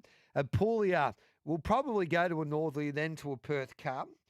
Cosmic Crusade at $9. Pericles, $11. Steffi Magnetica at $11. Super Smink at $11. No, there'll be no Pericles. There'll be no Steffi Magnetica. There'll be no Gringotts, and there'll be no Light Infantry Man. Those horses are in the market as we speak. And Watch Me Rocks at $11 here, Terry. So are you with the 3-year-old, or are you with an older horse at weight for age here in the Northerly? Still undecided, but if I had to make a decision now, I'd definitely say with an older horse. I love to find the up-and-coming 3-year-old sort of early in the season, try and back them, and that's your go for the Northerly. It's usually a Saurice and White Runner. Well, it has been over the journey that we try and find nice and early, but I do think if I'm keen on Western Empire in a railway carrying weight, when it comes to weight for age, which is obviously his go as a high-rated horse at this stage of his career, it makes a lot more sense. So I'd be with Western Empire at this point in time. I really like the run of King of Light on the weekend, but I also do think that what it showed us on the weekend is how big sort of racing patterns, how big weather, how big draws, how big everything. Yeah. All the small nuances in racing are. I mean, if King of Light draws 10 and Rockfest draws 1, Rockfest wins that race on the weekend, and we're talking the market looks completely different right now. So plenty of respect for what King of Light's done, but just because we've seen it with Western Empire, and I'm not entirely certain on how deep the 3-year-olds are good, but how good they are from winning a Group 1 point of view, it'd be Western Empire at this point in time, Gareth. Pete? Yeah, I completely agree with everything Terry just said. You can't be backing the 3-year-olds just yet. The champion fillies, the guineas, which way they go, which races they opt for. Often the champion fillies winner, there's been years where they don't go to the guineas to try and target the Northerly. So there's so much to play out with from a 3-year-old perspective. And Rockfest, as Terry alluded to, that was a great run there behind King of Light. Look, Western Empire, I think this is his race, as Terry just alluded to. I'm surprised what Johnny O'Neill hasn't decided to send one of his across Gareth. He's got a couple of really nice nominations for this race. Surely he could have just stuck Light Infantry Dude over for one more crack at this race. I thought I reckon it's a great race for him, but they're saying he's going to Hong Kong for the 2,400 metre race, and then Gringotts. Wow. I can understand why they're going to the Gong there, because top weight 60 kilos, it's $1 million race. He'll win that probably. And it's in his own backyard in a way. So, but it's a Light Infantry Man's race if he turned up. He went enormous, I reckon, the other day in that Champion Stakes. But they reckon even a horse. Yeah. I was just going to say, even a horse like St. George wouldn't be out of place. I know, probably needs to go up a few more gears to be matching Group 1, but, he's thereabouts and he'll handle the distance and can settle on speed. It's a funny race. It doesn't look like there's a great deal of depth when you factor in the 1,800 here. I think he needs Given the Ground, St. George, and I don't know if they'll get that in Perth. The horse that beat him the other day of Gavin Bedgegood's, what's that? Kingswood. I talked to Gavin about that yesterday. He said that he probably needs Given the Ground as well, Kingswood, but he might think about it. Even a horse like Hedge, now, and we're about to have a chat about the Gold Rush, say if Giga Kick doesn't go on towards the Gold Rush, and there's mixed reports regarding if he's going or not, then Hedge is a big chance, I reckon. And if Gavin Bedgegood, I reckon he'll try and get a flight late. He doesn't want to go early doors, but if he can try and work out and get a flight, say, from Melbourne to Perth, then he might take maybe Hedge or a horse like Kingswood to a Northerly. So there's a few options there, but it's hard to get a flight if it's not a charter flight. So that'll be interesting. So if I gave you $100, what are you doing with it, lads, in the Northerly? Western Empire for me, Gareth. Has to be at the prices. Yep, Pete. I'm going to go majority Western Empire, but I'm also going to have a little tickle on Admiration Express, who basically just had a barrier trial there last start. She ran second to Light Infantryman last year. I think she's actually going under the radar. Okay. And I'll have something on Diamond Scene as well. I love this horse. One first up, was entitled to win first up, but I think this horse has oodles of ability, and I've seen the Therese and White win this race en route to a Perth Cup before, and I wouldn't be surprised if Diamond Scene would be able to go through this race and be ultra competitive. So that's the way I'd be looking at the Northerly at this stage. The Gold Rush Giga Kick at $2.50. He's been well supported, but there was an article by Ben Dorries talking to Rocket Douglas, the racing manager for Jonathan Munn, saying that he's not going to the Gold Rush, and they're weighing up and they'll make a decision on Friday whether they go to the Winterbottom or not. So time will tell. I'll try and find out from Jonathan Munns, but I reckon they'll just wait and see how he travels and if he does get over there. And if he bolts home the Winterbottom, why not go to the Gold Rush? So he's the $2.50 favourite, but don't back him. You can't back him now. And we might have done our cash, but that's life. Joker's Grin at $6. King of Light at $10. Rope them in at $10. Super Smink at $10. They're all going to be there. War Machine won't. Western Empire, he's going to the Gold Rush. But imagine if he wins Terry's got him winning the Railway, the Northerly, and then he wins the Gold Rush. He's at $12. And then, Overpass at $17. Why wouldn't you just run Overpass there, Pete, if you're there? We've had this conversation previous years. I think they're just more than happy with their one target. If you hang around for the Gold Rush, it does put into jeopardy plans for autumn. And I think the general perception is if you go across there and you have your success, well, you may as well pull up stumps and, get the horse home and healthy again. So, look, this race is so difficult to bet into early every year. The fields change complexion very rapidly. A horse like Super Smink, is she going to go from a Railway to the Northerly, or is she going to drop back to the Gold Rush or then compete in all three like she did last year? We just don't know. So at this stage, I'm looking at it and going, look, a horse like Rope Them In, this looks like his sort of race to me. But again, I don't know if he's going to be going to one or two different targets before this. So it's a tough race to try and pull apart just yet. So no $100 spend yet if you had to have $100? No, I'll keep it. I'll keep it in my back pocket just at this stage, G. I can't spend any more because I've already on Giga Kick. I might have done it. Hey Terry, what do you like here? The same with Pete. I think he's middled that in regards to it's the hardest race to bet into. You got horses potentially coming back from the 1800, potentially going out from the Winterbottom. Will Joker's Grin run out the 1400? Will Giga Kick travel across the country? Western Empire, so that has been confirmed. I've been on a rock for the last week, Gareth. Yeah, Western Empire. Yep, he's definitely doing all three. I love that. I love that, especially when a horse gets a little bit older. We don't have a huge amount of target races over here. I love the fact they're having a crack at all of them. But it's probably the best race to have your notifications on or be listening to your show. And basically, as soon as you hear some news about a horse coming or a horse not going, that basically changes the entirety of the market. I mean, if Giga Kick comes, the market probably has the right shape. As soon as it doesn't come, it's a $2.80 pop, which means that the rest of the field suddenly has a bit of value. So I'm not with Pete. I'll take Pete on. I'll have a beer with Pete on Super Smink not being up to the level to win any of these Group 1s. That's my feel. Yes. I just feel like I needed to say something controversial. But, that's my feel. Smink's not up to winning one of these Group 1s, Peter. So I'll take you on there. So harsh. You probably should have won all three last year. Well, probably that's her problem. I think she also can be her worst enemy. In saying that, she did step well on the weekend, but they did go extremely slowly. So I don't know. I'm maybe just a little bit very soft on that weekend form for Smink. And the first up run I was okay with. I think just okay with. I'm with you. I'm with you, Terry. I'd have Western Empire every day of the week over Super Smink, every day of the week. But exactly, and we've Rope Them In as well. Sorry, just before we move on from this one, we've Rope Them In. I suspect if they're tossing up Winterbottom or Gold Rush, Gold Rush really is his race. We saw how well he went with the 61 in the 1400 the other day. So I would be thinking they'll be going Railway back to the Gold Rush. But even if it is Winterbottom to the Gold Rush, it's a horse that this should be his grand final if they're still able to peak him again for us. So if you're looking for a horse that is best suited at the 1400, we know definitely they won't go to a Northerly with Rope Them In unless something wild happens in the Railway and he's running away from them on the line. But he's the horse probably best suited to the 1400. It's just if he's good enough and whether he's peaked too early in his preparation. We've run out of time, boys. So just recap your best bets for these future plays. We'll start with you, Peter Anthonys. Look, if we go towards the railway, I'm going to back in Super Smink. Yes, I think I she's love that. probably the one. And look, I'll probably end up chopping on a few, but the winner of the RJ Peters, whoever that may be, I'll have something on that runner as well. And look, going forward to the Winterbottom, I think Overpass is in pole position to win that race. Peter Super Smink Anthonys, thank you very much. Terry, what about you?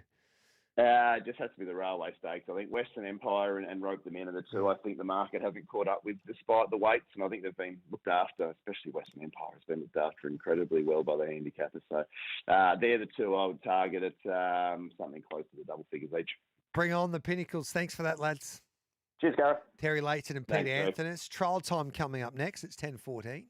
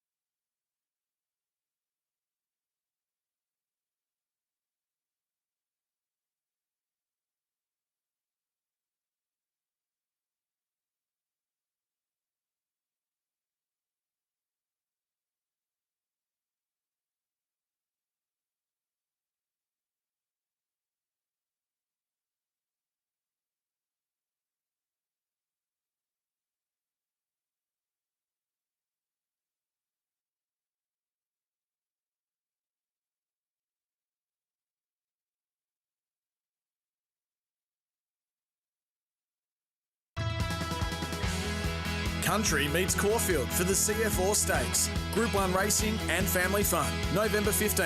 Tickets at Ticketek. Live across Australia on SEN Track. Giddy Up with Gareth Hall. Now on Giddy Up, it's time for Trial Time with Dean Watling. Time for trial time. Our top 5 trialers for Dean Watling and Matty Morton. But first, it's Dean Watling joining us. G'day, Dino. Morning, Gareth. How are you? Good, thank you, mate. It's been a busy week of racing, but there's still been some nice trials, especially like we see some of these younger horses getting ready maybe for a Magic Millions campaign. Of course, that'll happen pretty quickly in January. We start with your number 5 trialer, and it's movie night for the Inform O'Shea and Charlton camp. Yeah, she had her first trial there the other day on the 7th of November at Randwick last Friday. She wears the Waikato stud, the Silk G, and she's by or from the mare Movie, who produced a couple of really nice ones. Never Been Kissed, who won an ATC Flight Stakes, breeding on the line of Tootsie and also Probabile. So really, really well bred. First trial ever, but I love to work late. You watch that trial, she gets back to last and then weaves a really, really smart passage. So intriguing horse, but one up at the right time. Look for a second trial now, and movie night will be off to the races very soon. Number 4, Bella Montagna for the Waterhouse and Bott camp. Yeah, the New Zealand flavour continues. Yeah. This 4-year-old mare obviously kicked off a campaign there in New Zealand, around 4th in the Group 3 Wellington Stakes, and then had form around some nice horses such as Tuxedo and Island Life, who've all continued group form over there. Came out here, G, and I don't know if you remember, robbed in at Kembla Grange by 4 lengths and straight to the Roses Group 2 up there at Doomben and failed, but was really well back late, 12s into 9s. So there was some market support, given 24 weeks off now, back-to-back really impressive trials around some good horses. I think Bella Montagna is a nice mare on the rise, and she's another one that's up at the right time to knock off some of these really strong prize money in off-season. Number 3 is a horse that we know well, and it's got plenty of ability in Yorkshire. Another one for the O'Shea and Charlton team. Number 3 for your top trialers this week. He's come back really well. Gives us sort of the same vibe as a Lost and Running. Just keeps building through the grades. Really nice horse. Obviously had a long layoff, 38 weeks. I'm guessing there's been a slight issue there. First up, nominated this weekend in the Hunter over 1,300 metres. We're getting really well at the weights. I think 54 kilos. Can you win that race? Potentially. Long layoff does scare me, especially that camp. They take their time. But Yorkshire, a really nice horse, G. And James McDonald was in the trial for the first and Zach Lloyd in the second. So pretty sure the grand final for that horse is the Ingham. So we'll come up against Gringotts. But Yorkshire's going the right way to be a group and black type horse in the making. It wouldn't be a trial time with your top 5 trialers with the horse that isn't trained by Michael Freedman. And one of Michael Freedman's comes in at number 2, Sylph. Yes, I feel we know pretty well, G. Obviously, debut behind Grand Eagle and Headbanger, and then had a 4-week freshen, form around Penpower, Uglewood, and Stardom. So it has really, really strong maiden form, this 3-year-old filly. She's yet to break her maiden, but again, 2 very, very impressive trials. She's ready to go to the races, and she's down to run at Canterbury Friday. So we do get night racing back there on a Friday. She's down to run this weekend. So hopefully it's a quick return for us and punters out there with Slymph. What do you make of Snitzel Miss as well for Chris Waller? Because she is your number 1 trialer. She is. She was probably my filly that I wanted to follow the most out of the autumn. A 2-year-old. She did a lot wrong, but still shown an abundance of ability. Debuted in the Wooden Stakes there, running third behind the Playwright and Tempted. That form, I guess, reads all right, G. And then she obviously ran third in the Sweet Embrace one within the Lawn Bella Zane. So really, really strong form once as a 2-year-old. Had one trial as a 3-year-old, then sent back to the paddock for 14 weeks. So maybe just didn't come up, but one really nice trial the other day there at Warwick Farm. He's down to run tomorrow, I do see. One trial into that is somewhat of a query, but we'll trust Chris. I think Snitzel Miss is a very, very talented 3-year-old. She's my number 1 this week in the top 5. So movie night, Bella Montagna, Yorkshire, Sylph, and Snitzel Miss. Your top 5, Snitzel Miss being number 1. Black bookers that we should be backing this week? We have a handful of them. 1 today, or 2 today there. A really nice race at Gosford, race 4, we have 2 horses, Frenelli, who I've always had a big opinion about, and Dorito. They head the market there. I think you can back both. A nice meeting there tomorrow at Rose Hill as well. Graham goes around, and 1 out of the Black Book, which was really good on debut, Big Tiger and Plantiff. There's an abundance of horses there tomorrow. So plenty to get through, and we kick on till Friday as well. We'll wait for nominations and markets to drop there tomorrow as well. Good on you, Dino. Well done. Thanks, mate. Enjoy. There's Dean Watling with Trial Time. Trial Time with Matty Morton. And now Matty Morton, he's back. Hello to you, Matty boy. Good morning, Gareth. Good morning, listeners. It's good to be back. Plenty to look forward to regarding your top 5 trials, and we start with one for the Busselton Young team, Faraway Dream, that trialled at Cranbourne Monday. Yeah, unraced 3-year-old Farnham filly Faraway Dream has displayed her share of ability since first being seen in public back in June. Back after a 4-month layoff, she was under obvious restraint throughout, and a good effort behind Saturday's 2-year-old winner, Calamari Ring, who I tipped up the last time I was on the show, and we got the cash on Saturday. Now, that was backed up yesterday with a strong performance when outside the leader throughout before winning narrowly in good time. She will be hard to beat in the right maiden on debut, Faraway Dream. Beautiful. Magna Bell Royale at Caulfield on Wednesday caught your eye for Matty Laurie's team. Yeah, Magna Bell Royale is a well-shaped, unraced 3-year-old from the Laurie team and has looked a likely sort through her morning work this campaign. It was her third jump out last Wednesday, and the daughter of Magnus moved well off the speed before taking up the running in the straight and holding the others with ease. She was shut down before the line and looked to have plenty in hand. She's got a few engagements coming up, but looks set to debut at Seymour on Thursday. Okay. And should give that contest a solid shake. We'll keep an eye on her. Vinrock and Botanical Boy. Vinrock goes around on Saturday, of course, for Matty Laurie, and Botanical Boy for the Freedmans. They both trialled together at Caulfield on Wednesday. Yeah, we're looking for another two for one here. We had one a couple of months ago, and that worked out well. But here we got Vinrock. He's been kept quiet since a good Caulfield Guineas performance and was handled softly by Mick D at Caulfield last Wednesday. He looked to be in good order and moved well in behind the speed before taking it up without any real urging. I mentioned Botanical Boy a few weeks ago, and his third placing on Wednesday was an excellent effort, a game without much encouragement. Vinrock obviously has something left to offer this campaign, and Botanical Boy has plenty to give. He has numerous upcoming engagements, including also being in at Seymour on Thursday. So we'll see where he turns up, Botanical Boy. Dean Watling was also keen on the trial of Yorkshire, but Yorkshire's your number 2 for O'Shea and Charlton that trialled at Randwick Friday. Absolutely, always been a big fan of this horse. J Mac gave Yorkshire a quiet time on return, where the lightly raced 5-year-old was a conspicuous 6 right on the heels of place getters under a very solid hold. Zach Lloyd was in the saddle on Friday and found Yorkshire to be keen early in behind the leaders. He worked to the outside on straightening and finished strongly to take that trial with ease, having given the leader a decent start. The O'Shea Charlton runner looks ready to go now and will be very hard to hold out over the early summer. He's been off the scene for the best part of 9 months, but Yorkshire returns in fine order. And number 1 is a former Waterhouse and Bot Train galloper, now with Graham Big. His name is Headbanger. Yes, the once-rate Headbanger ran into a Grand Eagle on debut back in April and has since transferred from the Waterhouse Bot team to Graham Big. He's shown plenty of speed and talent through 2 jump outs for the new stable, highlighted by Monday's effort where making mincemeat of winners Celerity, Written Bly and Scampy. Geordie Charles did nothing in the saddle other than fail to complicate matters. And Headbanger looks well up to city grade. It should make a strong impression soon. Any winners that we need to be following this week? Well, I think we look out for the 2 horses that are possibly going around at Seymour on Thursday. Magna Bell Royale and Botanical Boy. Absolutely. Good on you, mate. Great to see you back, and great to hear your voice again, Matty Morton. Cheers, Gareth. There's Trial Guide there. It's 10:29. We'll take the news. We'll come back with Bag of Tips.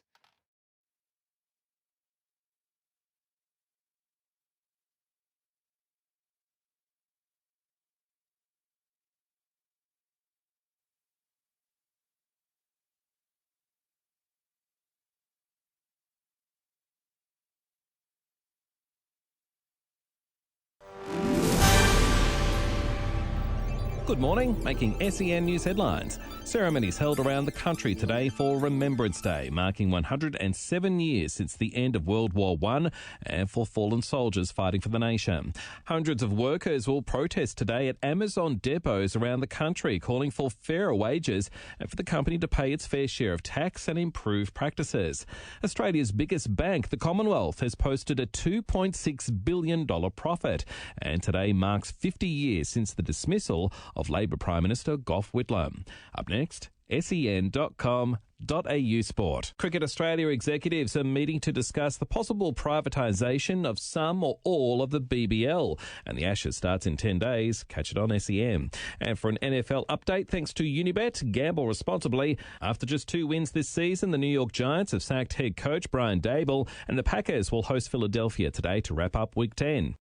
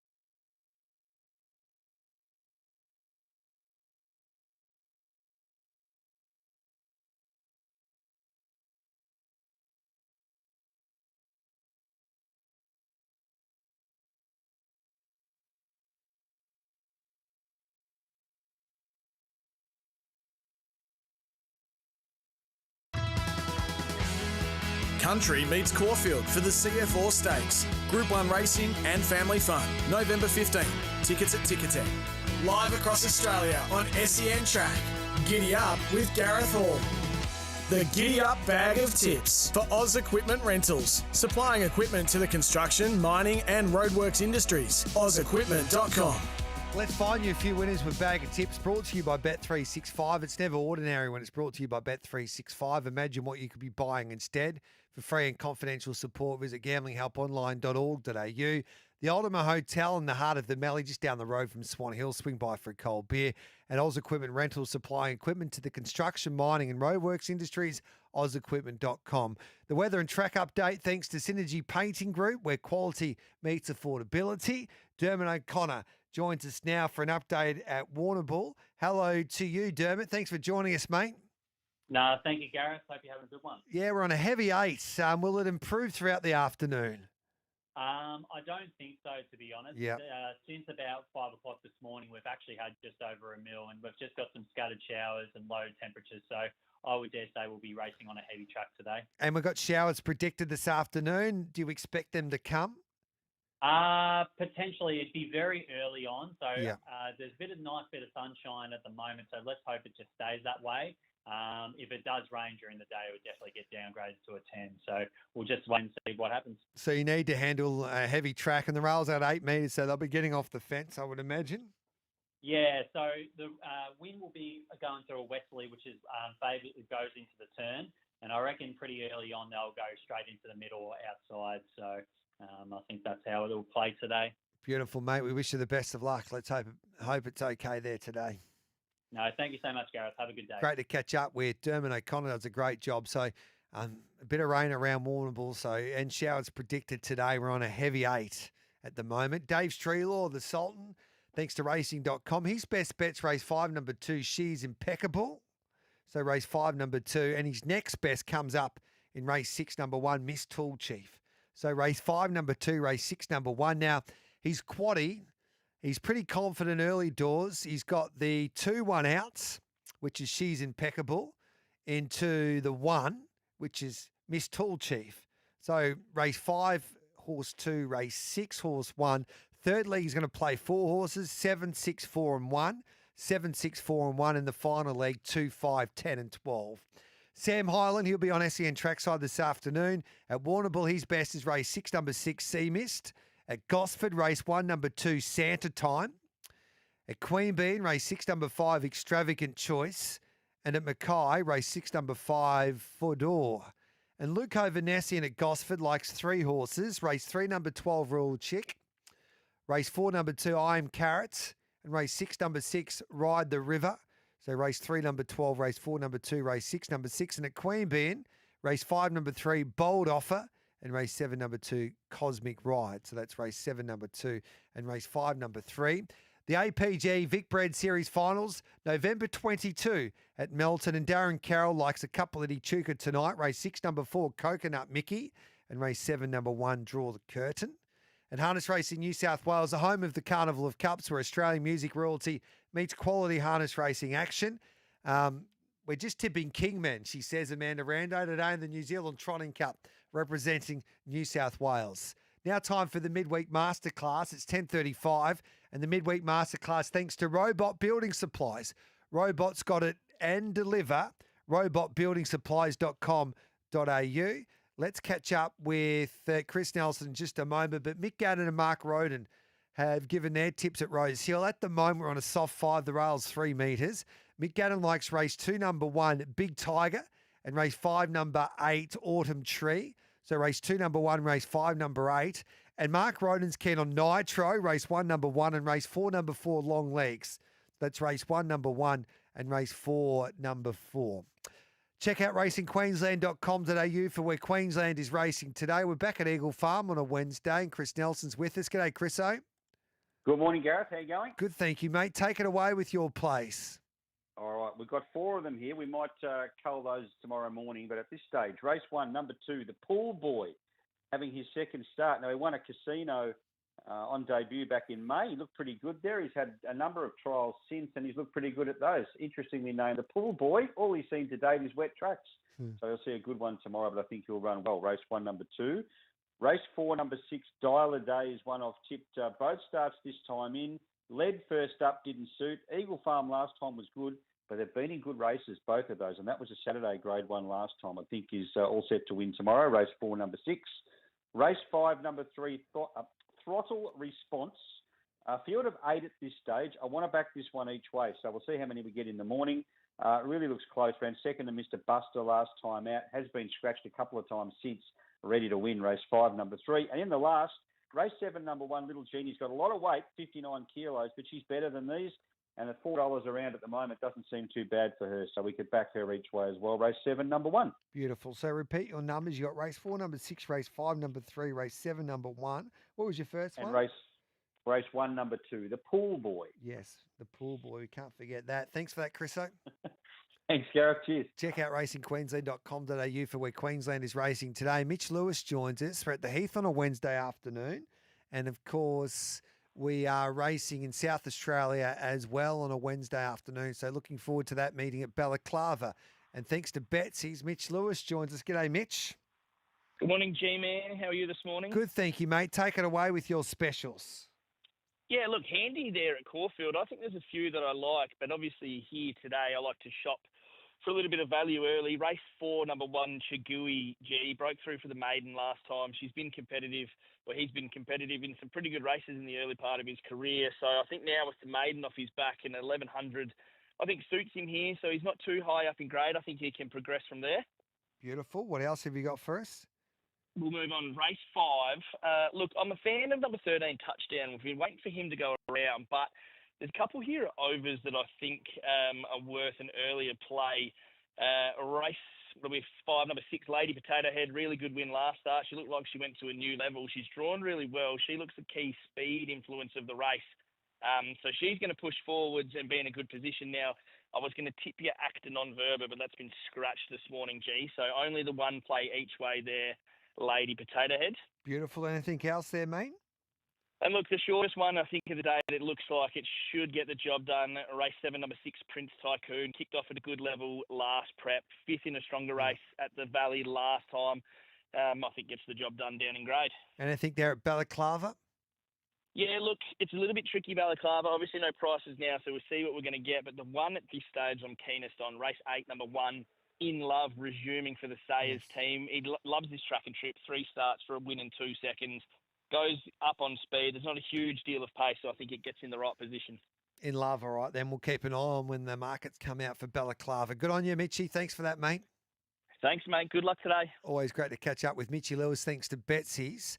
Robot Building Supplies. Robots got it and deliver. robotbuildingsupplies.com.au. That is the midweek masterclass. Just going back to bag of tips today.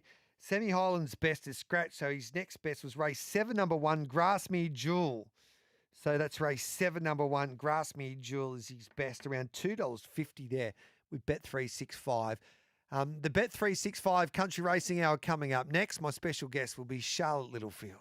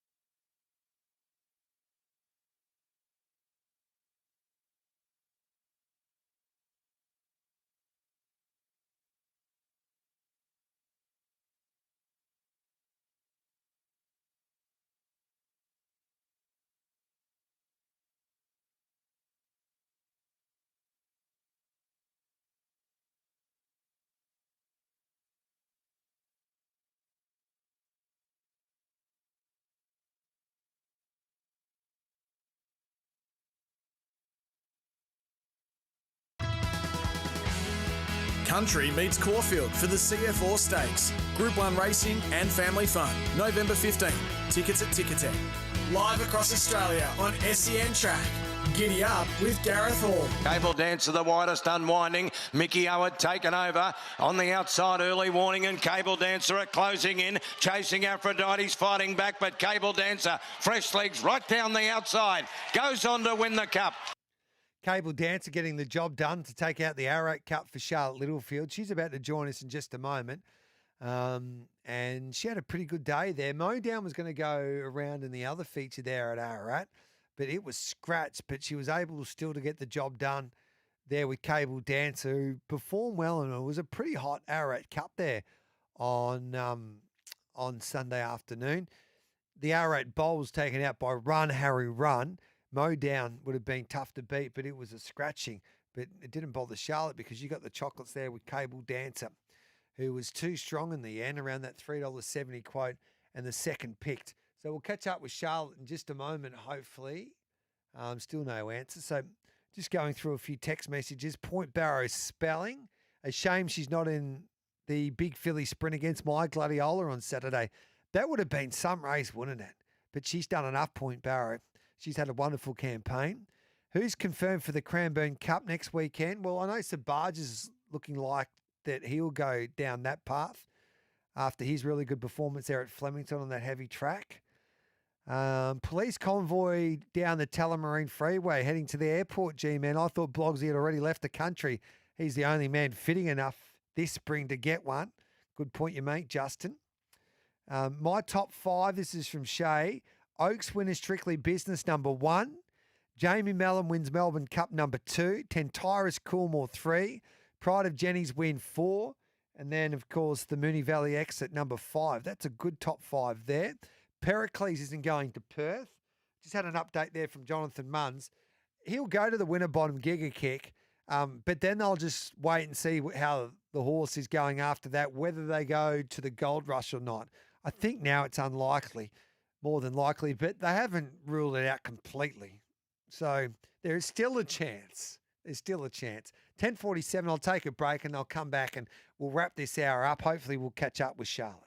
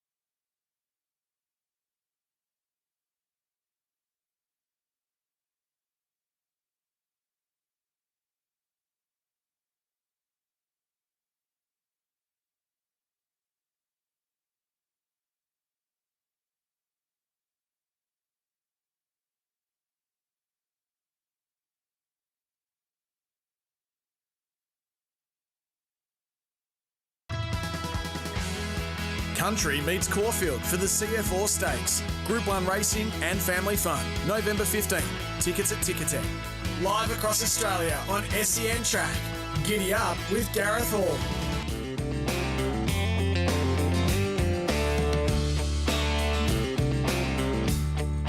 Welcome back. This is Giddy Up. Always great to catch up with Charlotte Littlefield with the Bet365 Country Racing Hour, and she took out the Ararat Cup on Sunday with Cable Dancer. Well done, Charlotte.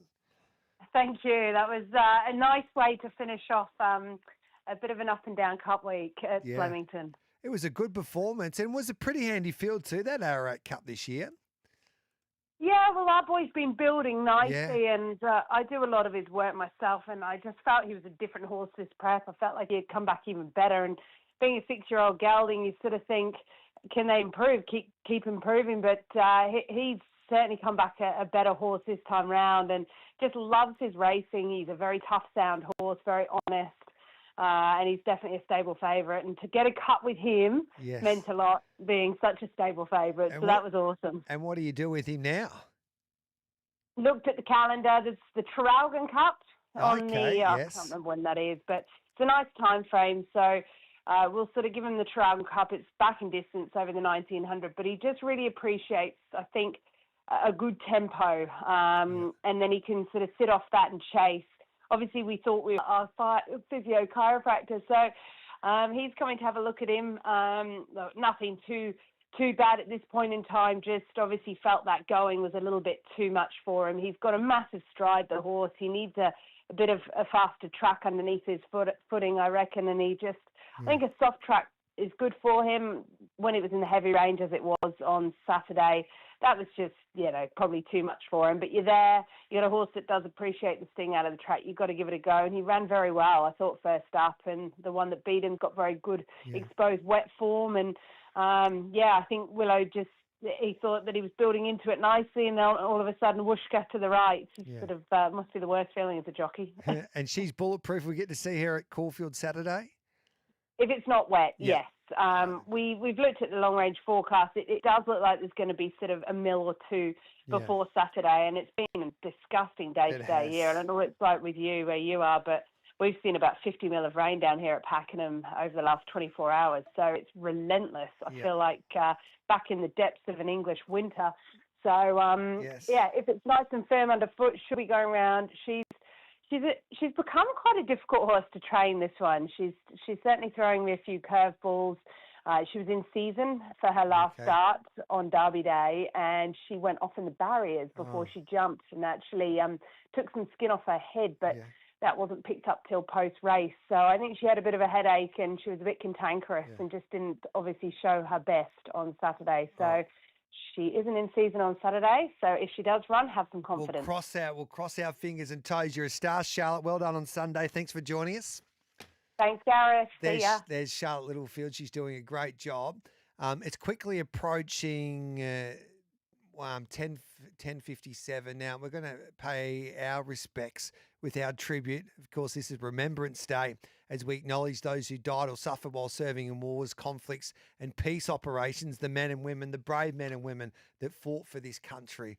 So we'll pay our tributes in just a moment, as well as we throw to a break. And then we've got Guy Mulcaster joining me straight after the 11 o'clock news. It's great to have your company here on Giddy Up on this Tuesday morning. Don't go anywhere. There's a big last hour coming your way as well. We've got Mick Harvey, the owner of Kingman, and also Paddy Lee's got Jilliby Ballerini going around that Dominion handicap. Of course, Kingman goes around the New Zealand Trotting Cup today.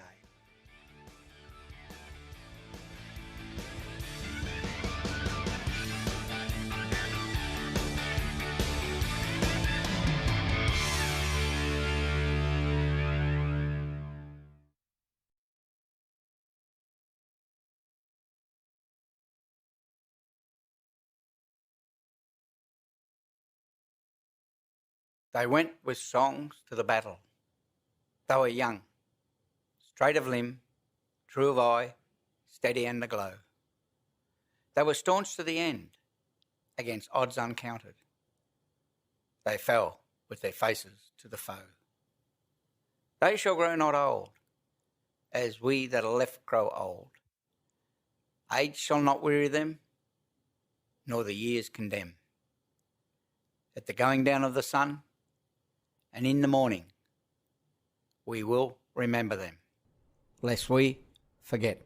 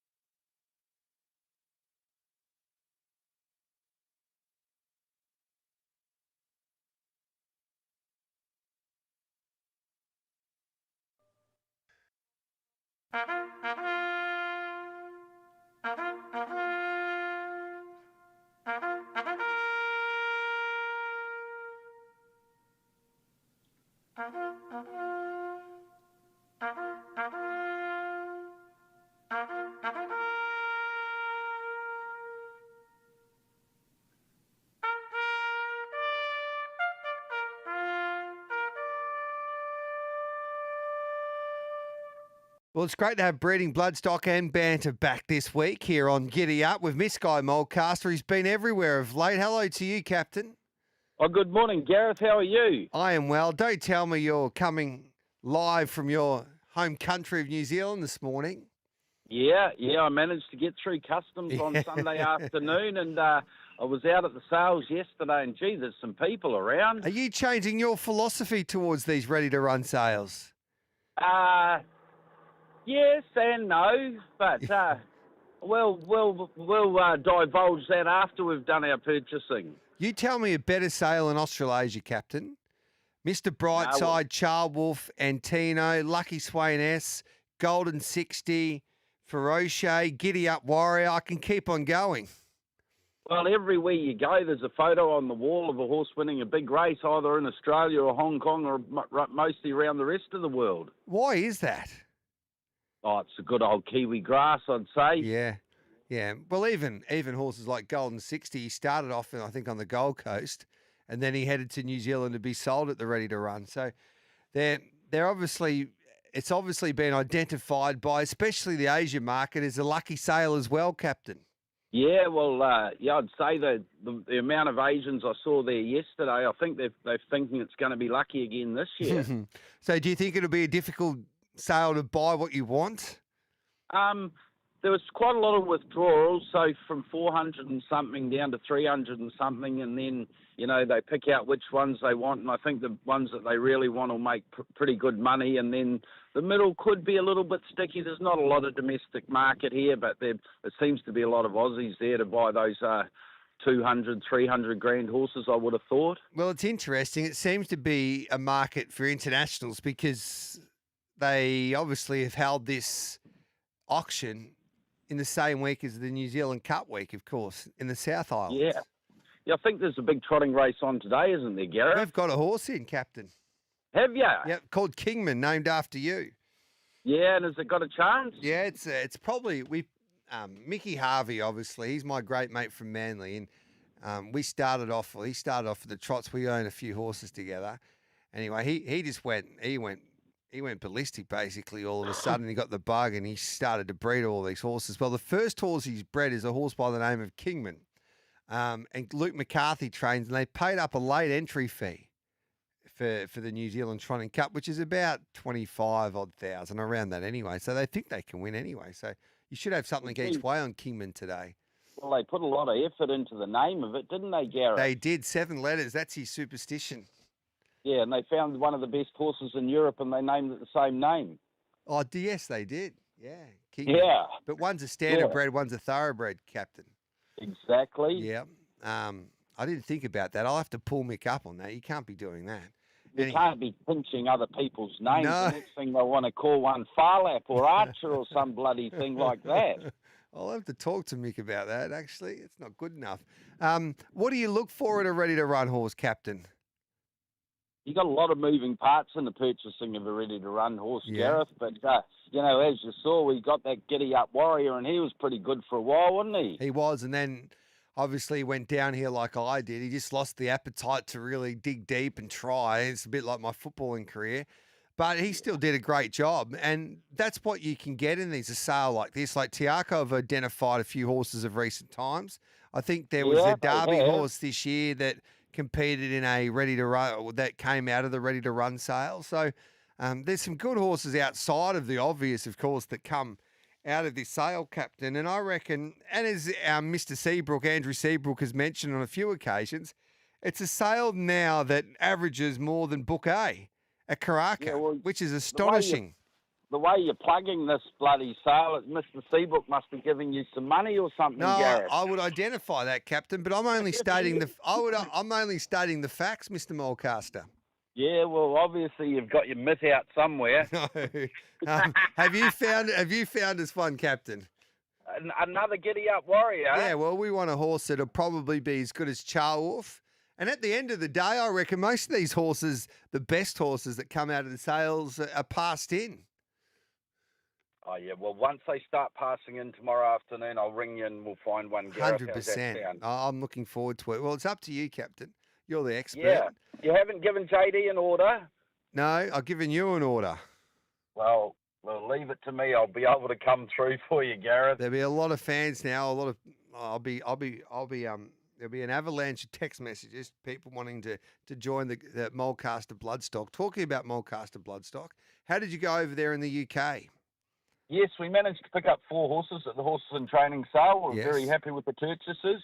What were the purchases, Captain? Yeah, we bought one horse that has actually won a maiden and lost it on protest, so he'll be able to run the maiden, which is a bloody good start when you've already won a race.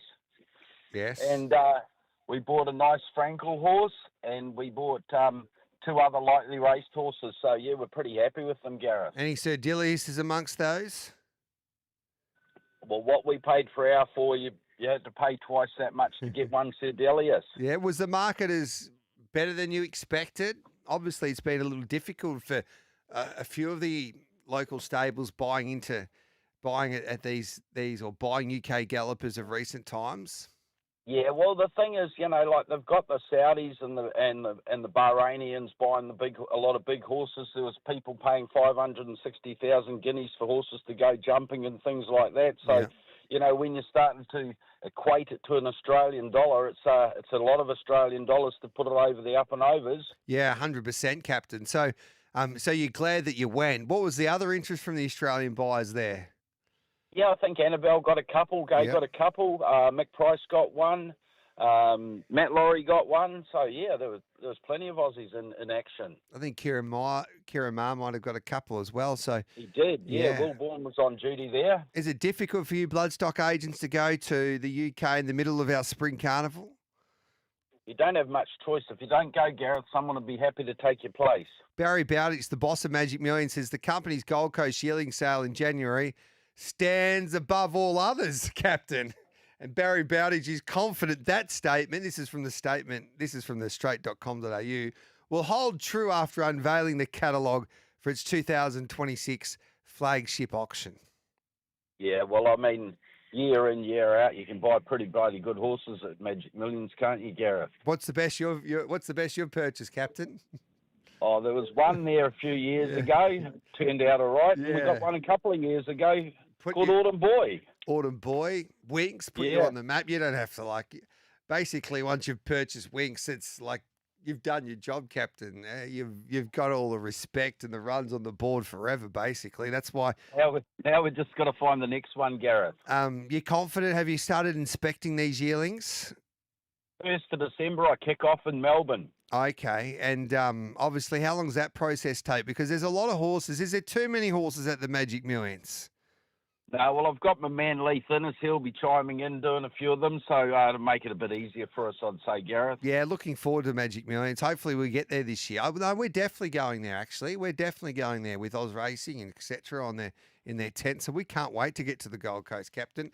Well, that's perfect for you, Gareth. I'm sure you'll be in your element. Yeah, we're on it. I haven't mentioned it to you yet, but we have got a bit of a budget, so I'm staying in your penthouse there on the Gold Coast, one of those 5 rooms that you got upstairs. Hey, Captain, I've got to Gareth, yes? Gareth, What? you cannot believe what we're seeing walking across the road here. What am I seeing, Captain?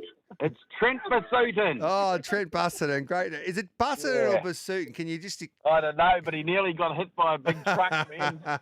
Hey, the truck would have come off second best, I'd say, Gareth. Hey, Captain, I've got to take a quick break and then I'll come back in a couple of minutes or 5 minutes or so, and then I've got to chat to you about the week racing there at Flemington. Is that okay for a couple more minutes?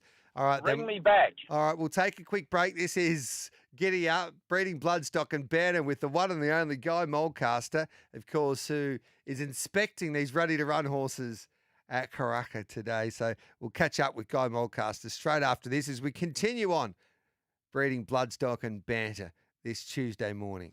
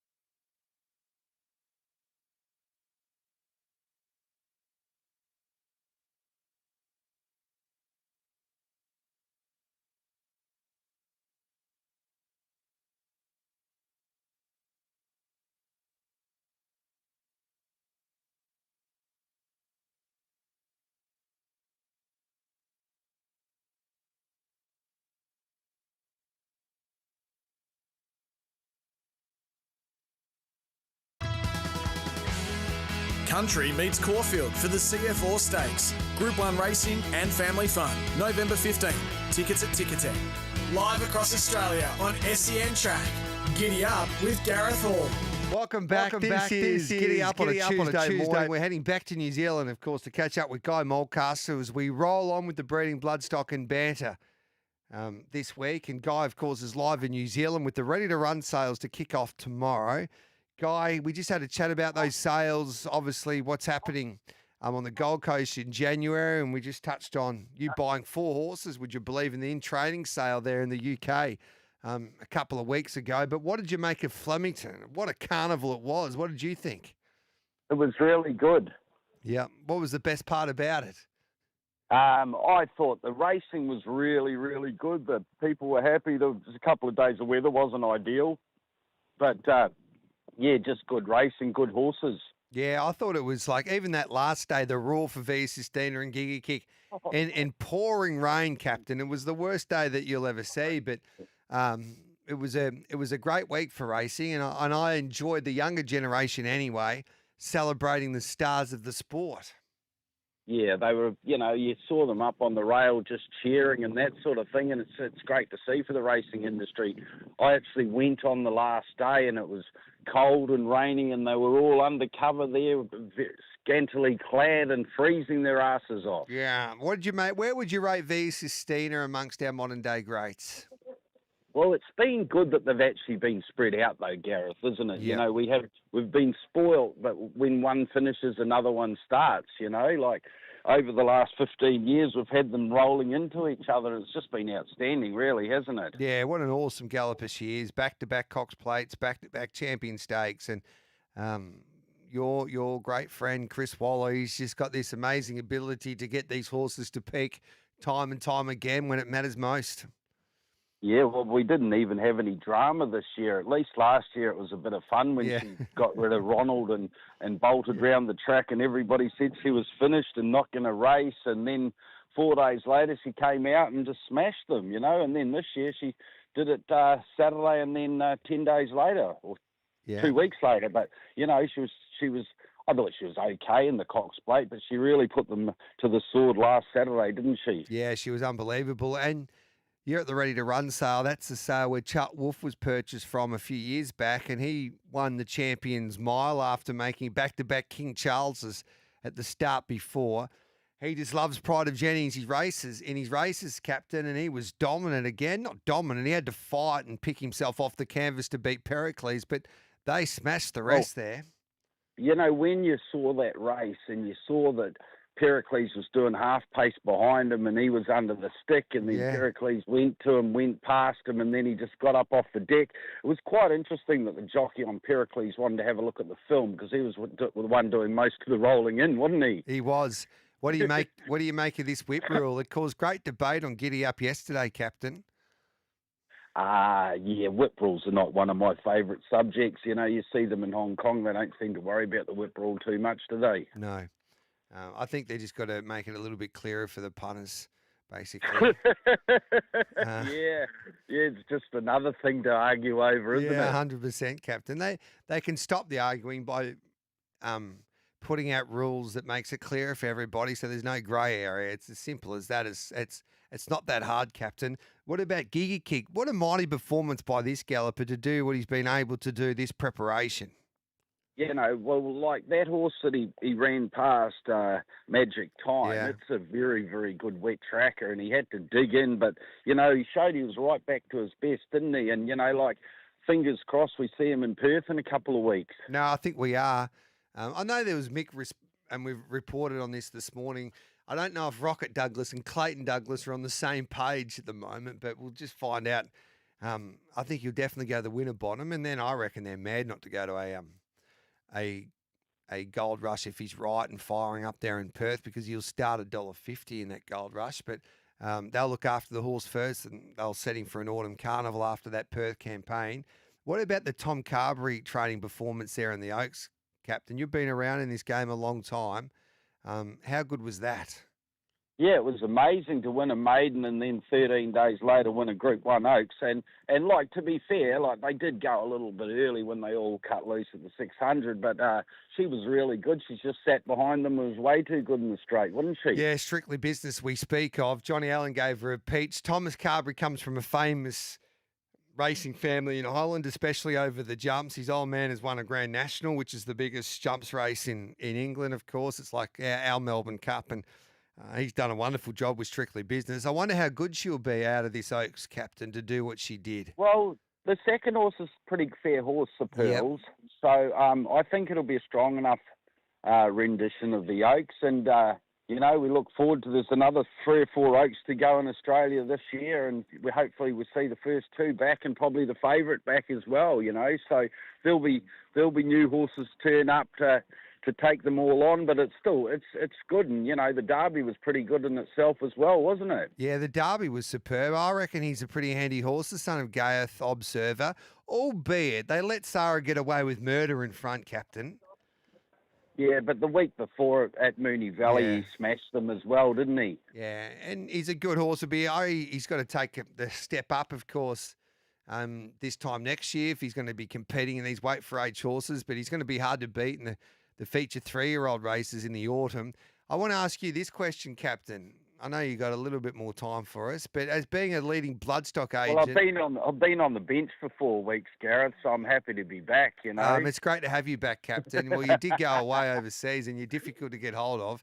The time didn't help me much. Being the leading bloodstock agent that you are, how come you didn't purchase half yours online for $305,000, Captain?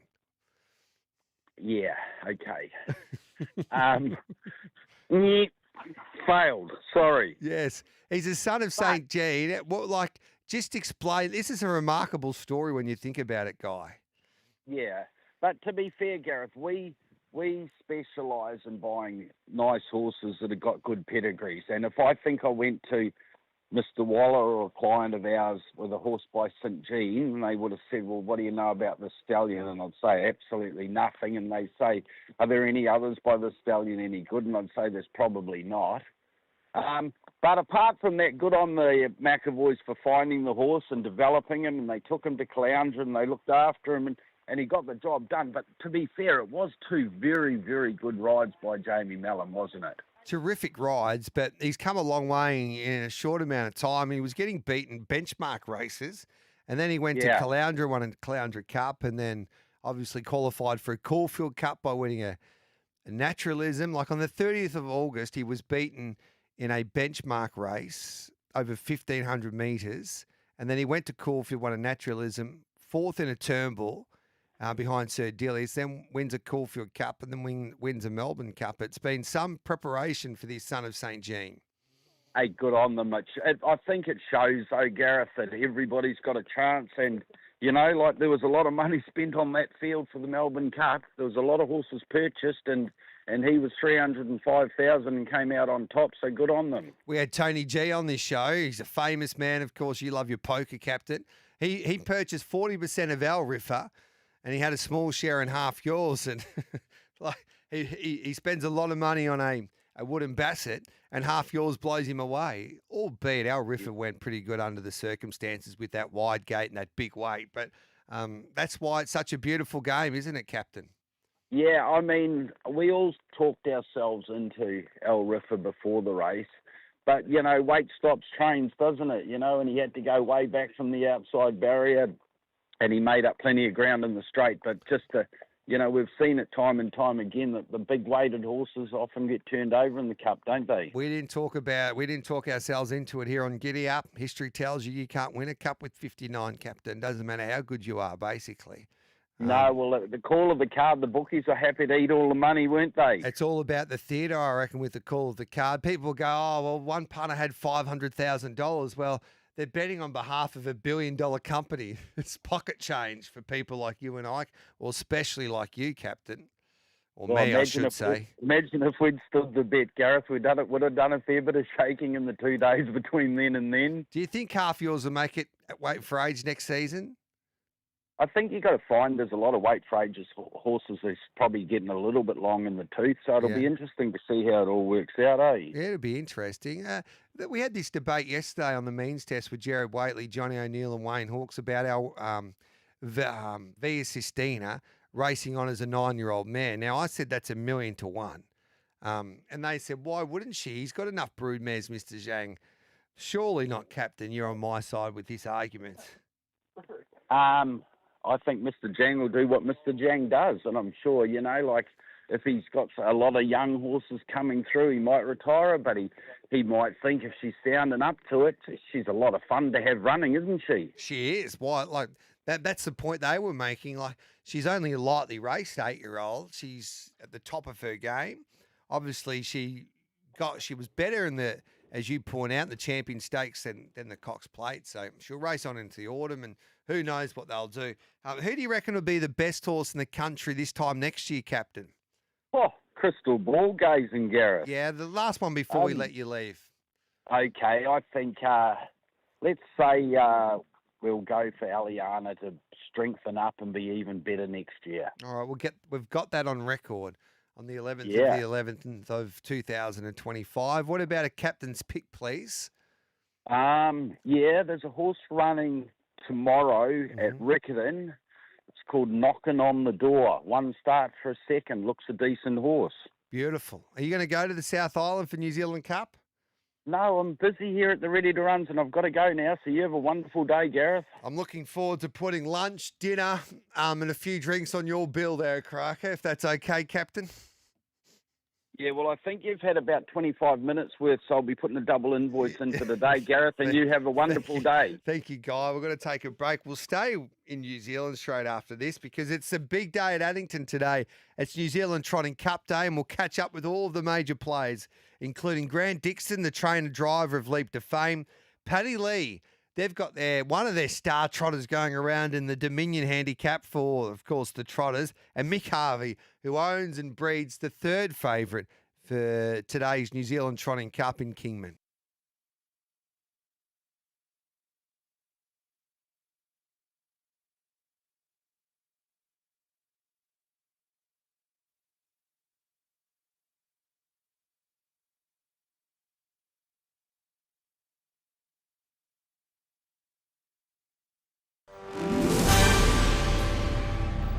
Good morning, making SEN News headlines. Ceremonies held around the country today for Remembrance Day, marking 107 years since the end of World War I and for fallen soldiers fighting for the nation.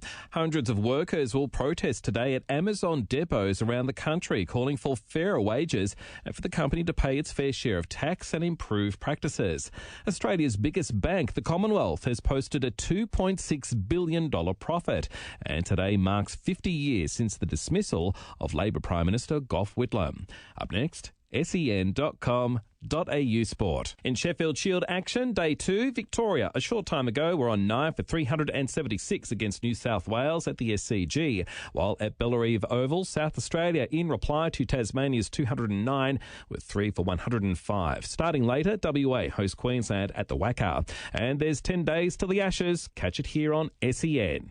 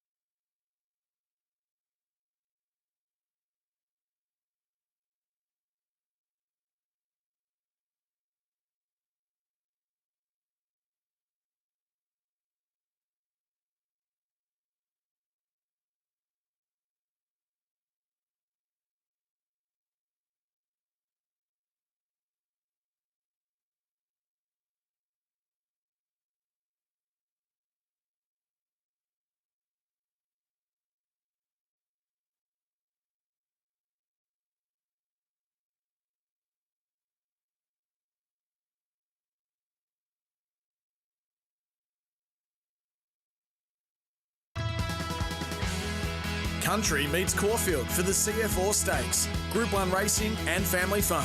November 15. Tickets at Ticketek. Live across Australia on SEN Track. Giddy up with Gareth Hall. Welcome back to Giddy Up this Tuesday morning. Let's head back to New Zealand to catch up with one of our favourites here on Giddy Up, Patrick Lee, the co-trainer of Gilliby Ballerini, who is the warm favourite for the famous Dominion, which is the feature race for the Trotters on New Zealand Cup Day at Addington. Paddy, hello to you, mates. How's things? You a little nervous? How you feeling? Morning, G. Oh, yeah, there's a little bit of nerves there, but I'm usually pretty laid back. Not too much phases me. What will be, and we'll just see what happens. They're backing RC Phoenix to beat you. Are you surprised by that move? Of course, he's a fellow Victorian. Not really. I think sort of the last 2 or 3 starts, he's looked really good, RC Phoenix, and he's just sort of been drawn out of the races that he probably just mathematically couldn't win. He's a seasoned performer, and he's been there, done it. We're sort of probably coming here for our first look, sort of main travel away. But, I'm not surprised they're backing him. You know, he's proven over the distance, and I'm sure that Chris has got him ready to go. And, we just got to – there's a lot of other nice horses there we've got to try and beat as well. But, she seems bright and well, so we just got to sort of – hopefully she steps away and we can give it our best shot. They tell me it's difficult to get away from inside draws. You confident that Jason Lee can get your mare, Gilliby Ballerini, away safely or quick enough? Well, we've sort of had the limited stand and start races, G, to sort of see how she goes under race pressure. But we're confident that we've put a lot of work into her at home, and coming this far, we wanted to make sure she was going to be able to show us that she could step away cleanly and do those sort of things at home. And she showed really good signs, and her stand and start at home, she sort of stepped away steady. She was on the second row, but we didn't need to push her as well because she was just able to balance up and work around him. But, I'm confident that if Jason can get her to step away, that she will step pretty clean, and she shouldn't be too far away at the start. Gilliby Ballerini, she's sort of come from nowhere in a way because she's probably been in the shadows of a more famous stablemate in Kiang Sahara. But this mare's very good, Paddy. Has she surprised you how quickly she's developed? Well, it's a hard one, G, because you sort of take Kiang Sahara away, and she might be a 2 or 3 Group 1 winner herself. Especially if you didn't hand up to Sahara as well. Well, hopefully that's worked in our favour that we have a nice fresh mare here ready to take them on Dominion Day, and Zahara's ready to go through the sires, and we've got 2 mares that are still got plenty of run in their legs. But no, she has really come on, and she's sort of always shown she's got plenty of ability there, but she just needed to strengthen up and fill into herself. And I think she's come real. It just shows you too, if you give horses a little bit of time and that they'll prove to you that they've got the ability that they've shown it as a young horse. What do you make of the locals?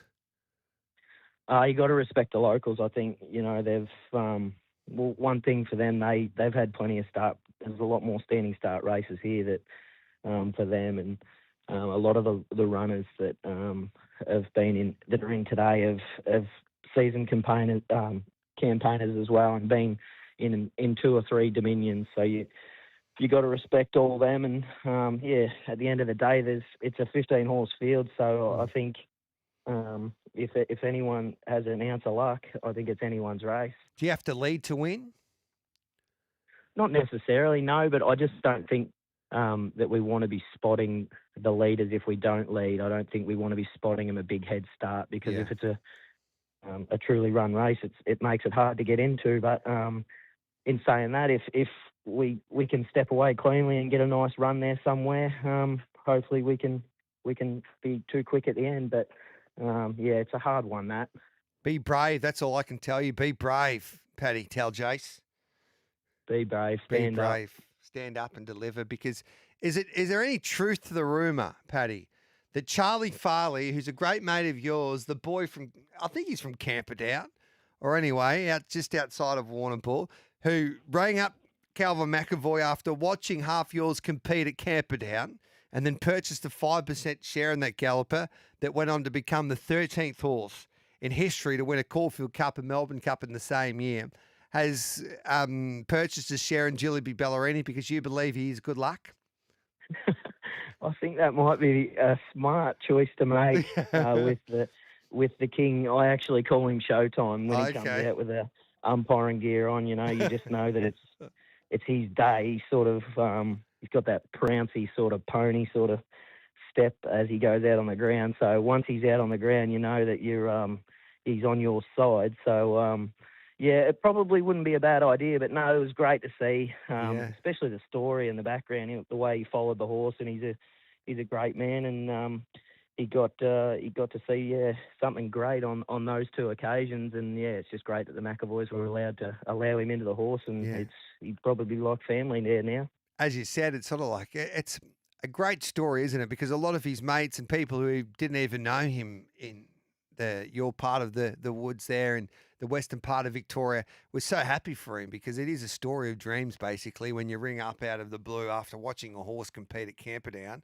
and say you want to share in him, and he goes on to win a Caulfield and Melbourne Cup. You just don't make that stuff up, really. 100%. And all the lads that he umpired in the footy. Yeah. We've got a footy group, and the amount of screenshots that come into the footy group of Showtime when he was dancing around in the winning circle. They loved it. So no, it was great to see for the great man. He's the most popular umpire in the history of umpiring. And what about the New Zealand Trotting Cup? What are you hearing? Can the locals win this as well? We're talking about us, the Australians. Can they win this? I think the Australians can win it. Yeah, I really think they might just be a little bit classy in the end. And I actually don't mind the look of Kingman. I just watched that replay again last night of his Melton win, and he looked strong to the line. And I think if Lukey can possum him up somewhere there, not too far away early, he'd be a stinky shot at it. Well, it's a great time to be alive when the Australians can turn up in New Zealand at Addington on their biggest day and have so many wonderful chances to win these feature races, these famous races like a New Zealand Trotting Cup and a Dominion. And Paddy, you go and stick it up the Kiwis, because dare I say it, they've done it to us for many a year, and it's time for payback. And this is a wonderful time for Australian harness racing, and hopefully it's a famous day in Australian harness racing history at Addington today. No worries. Thanks, G. We'll give it our best. Go and get him, Paddy. There's Paddy Lee there. We'll take a quick break. I reckon Mick Harvey will join us next, the owner-breeder of Kingman, who's now the third favourite for the New Zealand Trotting Cup this afternoon.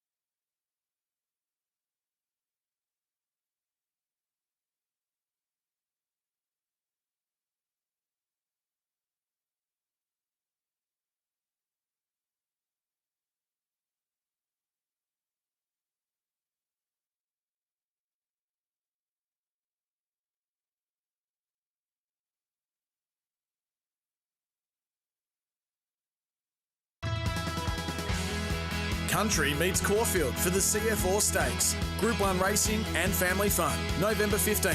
Tickets at Ticketek. Live across Australia on SEN Track.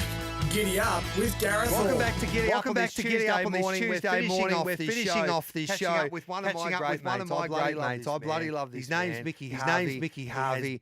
He has bred this pacer called Kingman, who's now the third favourite for the New Zealand Trotting Cup. He's living his dream this afternoon at Addington. Now, Mick, how are you feeling right now? I'm really.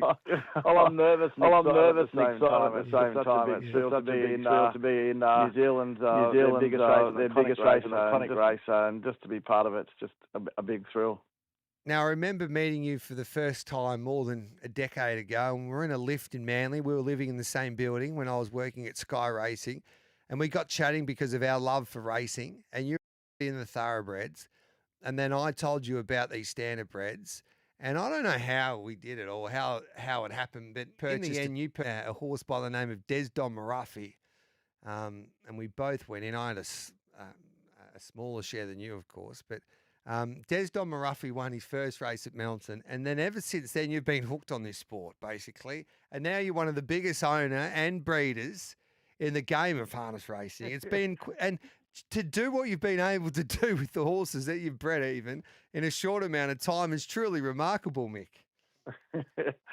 Well, you're at your persuasive best, and I love that.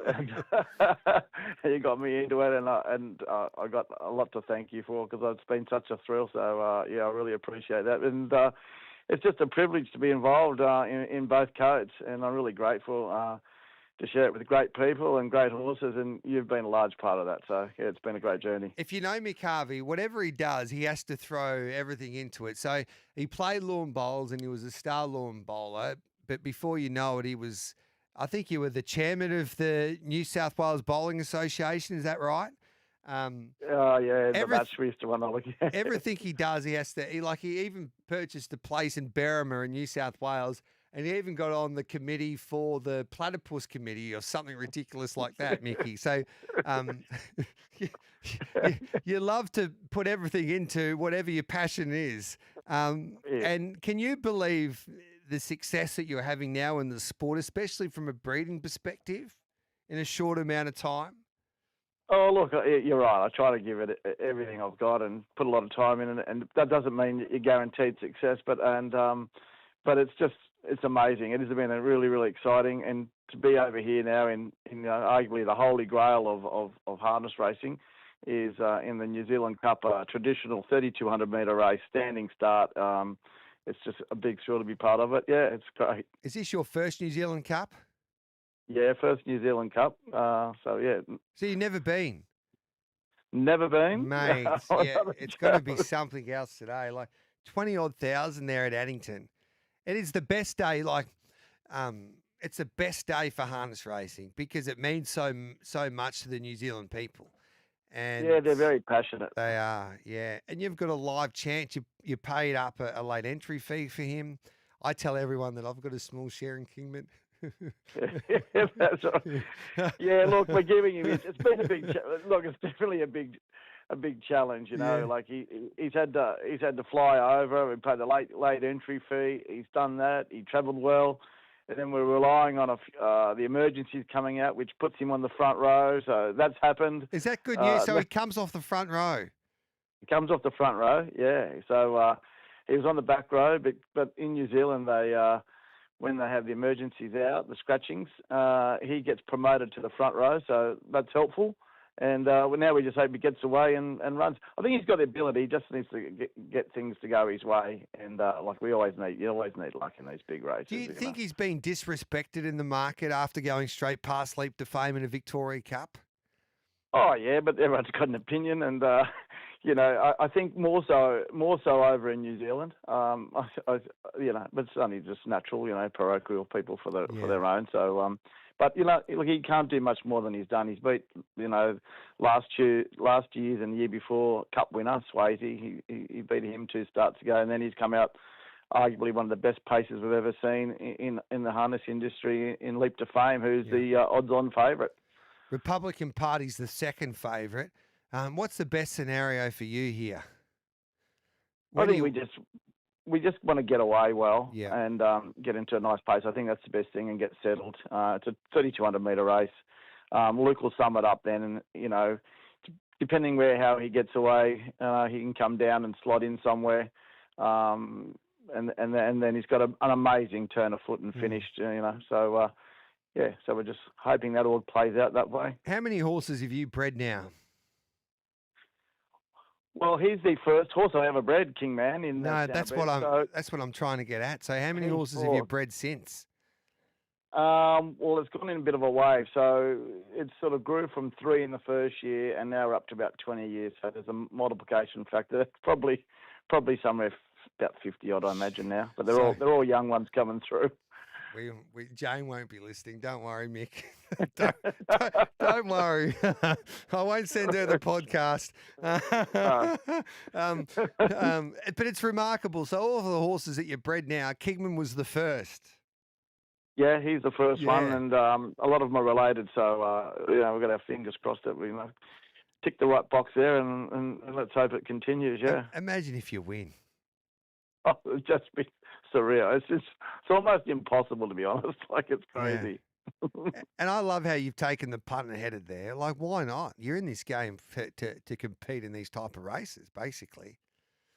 Yeah, no, that's right. I thought, you got to strike while the iron's hot, and he's in good form. They just, we've been in racing for a while, and sometimes things go astray. So you just got to take these opportunities, and if you haven't got a ticket, you're not going to win it. So I just thought, let's go and see how we go. And look, there's a big team behind everything, and you've got to give the recognition, to even in the thoroughbreds, Kieran Martin, he's the juggernaut, and Joe and him to get Vivier to back up and win the 5 Diamonds, and the same here with Kingman in the standardbreds. The paces. I mean, Luke McCarthy's just done a tremendous job to get this horse absolutely glowing. I don't think I've ever seen a horse more glowing than him the other day, and so he's got him right. Is Luke confident?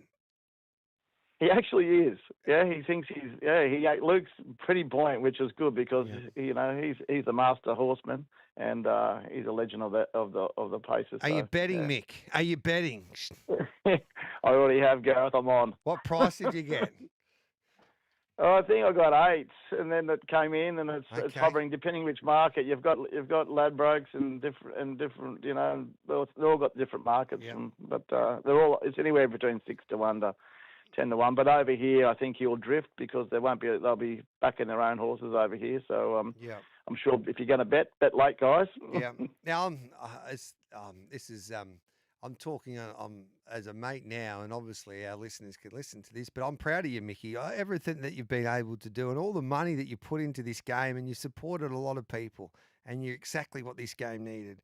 And not many people are investing in the sport that we love, and you are, and you've even purchased the harness racing link, Mickey, in New Zealand to help out the industry there. So you deserve all the success that comes your way, brother, and I hope you win this New Zealand Cup today. So we wish you the best of luck. It's going to be a great race. Leap to fame, what a champion he is. You're great mates with the Dalgettys, with Republican Party. It's a great race full of terrific horses and wonderful stables and drivers, so it's going to be some spectacle, but I wish you the best of luck, Mick. Thanks so much, and I wish you were here, actually. Yeah, but I'll I know. see you soon. I haven't might have to see if you can send me a private jet or something, but I wish I was there as well. But we'll be there on Friday. Hopefully you back him up. Thanks for that, Mick. Cheers, mate. There's Thank Mick you. Harvey there. We'll take a break, then we'll wrap up Giddy Up.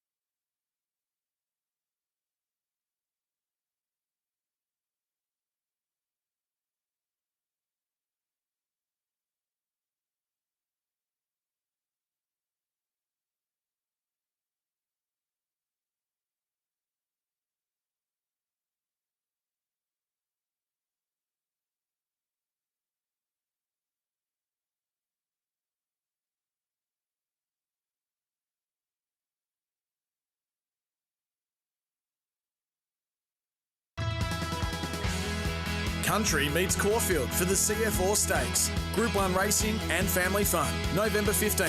Tickets at Ticketek. Live across Australia on SEN Track. Giddy Up with Gareth Hall. Yes, welcome back to Giddy Up. That is it for a busy Tuesday show. It's been a lot of fun today, and we're about to head to New Zealand this afternoon. So we'll be heading to Auckland for the Ready to Run sale with NZB. It's a sale that I always love attending, and looking forward to bringing you the coverage live from Karaka there tomorrow from 8 o'clock. So looking forward to that. Been a lot of fun. Paulie Sebastiani.